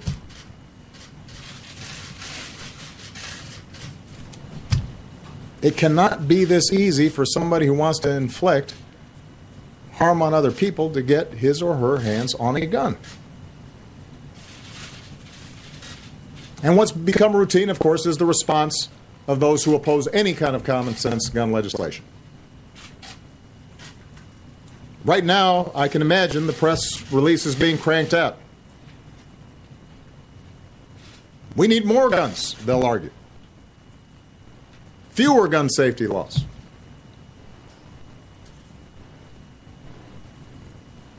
Does anybody really believe that? I do. There are scores of responsible gun owners in this country. They know that's not true. We know because of the polling that says the majority of Americans understand we should be changing these laws, including the majority of responsible, law-abiding gun owners. And that's kind of a mistruth there. I'll get to that, but I just want to be quick here. They worded that, do you support background checks, basically, in a way that is very manipulative and very tricky with the language. So those polling can't be taken at its face value, but he continues. There is a gun for roughly every man, woman, and child in America. Keep that in mind. How do you think that you're going to collect that, Mr. Obama? How do you think that you're going to be able to collect, every single gun in the country when there's one for every man, woman, and child in America? And you're the very one who keeps telling us, you and the liberals on the left there, that you keep telling us that there's no way that we could ever track down all the illegal immigrants in the country. There's less than, 20 million or so in the country, but you think you can get every freaking gun. You think you can do that? I don't think so, but okay. So how can you, with a straight face, make the argument that more guns will make us safer? We know that states with the most gun laws tend to have the fewest gun deaths. So the notion that gun laws don't work or just will make it harder for law-abiding citizens and criminals will still get their guns, it's not borne out by the evidence. Okay, this is another huge lie. So let me cover this real fast here. So first of all, as I said, the statistics, because I looked this up, I was like, whoa, wait a minute. The states with the most gun laws have the fewest gun deaths. I figured out what they're doing. They're lumping in defensive gun uses. Again, according to the article the information I found, a University of Florida study shows that 2.5 million times a year Americans use their firearms defensively. So they're lumping in legal defensive gun use, suicides, by the way, which account for 3/5 of gun-related deaths. So 3/5 of these numbers that they're saying are suicides. This is not gun violence. This is somebody choosing to end their own life. This is their choice, and they would be able to do that any other way that they choose. They could throw a toaster in the bathtub with them, and they could jump out in front of traffic, slit their wrist. There's a million ways to kill yourself. We're not really going to be able to prevent everybody from being able to kill themselves. That's a fact. So the point is that it's going to be easier for somebody to kill themselves with a gun if they're in a state with lax gun laws. Period. It's just going to be easier. Therefore, you're going to have more suicides in those places, and you're going to have more defensive gun uses in those places as well when people are allowed to have guns. This is a manipulation of the facts, no different than what they're doing on immigration. As I said before, you change what defines a deportation to make it look like you're deporting more people. But that's all we have time for today, guys. I wish we had more. I want to end on this one single point here that needs to be really hammered upon, and it's, what does the Second Amendment really stand for? You know, the Second Amendment means defiance against the government. Eventually, at some point, it stands for freedom, distrust of government, self-reliance, personal responsibility, and that is just not what the liberals stand for. So, of course, they're going to attack it. They're going to attack anything that threatens the altar of the state that they pray at. This is why they want to disarm you. This is why they want you to be subservient to their whims, to their God. They want to take all of your rights away, and instead of us telling the government what the government can do, the government will tell us what we can do. That doesn't sound like a government that's getting its power from the consent of the people, but that's just me. We need to decide what side of the aisle we stand on, not politically, but in principle. Are you one of those people that will willingly and gleefully force others to do something against their will? I hope you're not, and I hope you stand with me. That's our show for today. Thank you so much for tuning in, guys. I really do appreciate it. MacPack, you're the tip of the spear. Thank you so much for your continued support. I want to thank Rick Halley, Dan Sandini, and Mark Delphine for joining us on the show today. Don't forget to check us out on our website, OnTheMoveShow.com. Here at Spreaker.com/OnTheMoveShow. Like us on Facebook.com/OnTheMoveShow. Follow us on Twitter.com/OnTheMoveShow. Subscribe to us on YouTube.com/OnTheMoveShow. And as always, know your rights, assert your rights, and get on the move.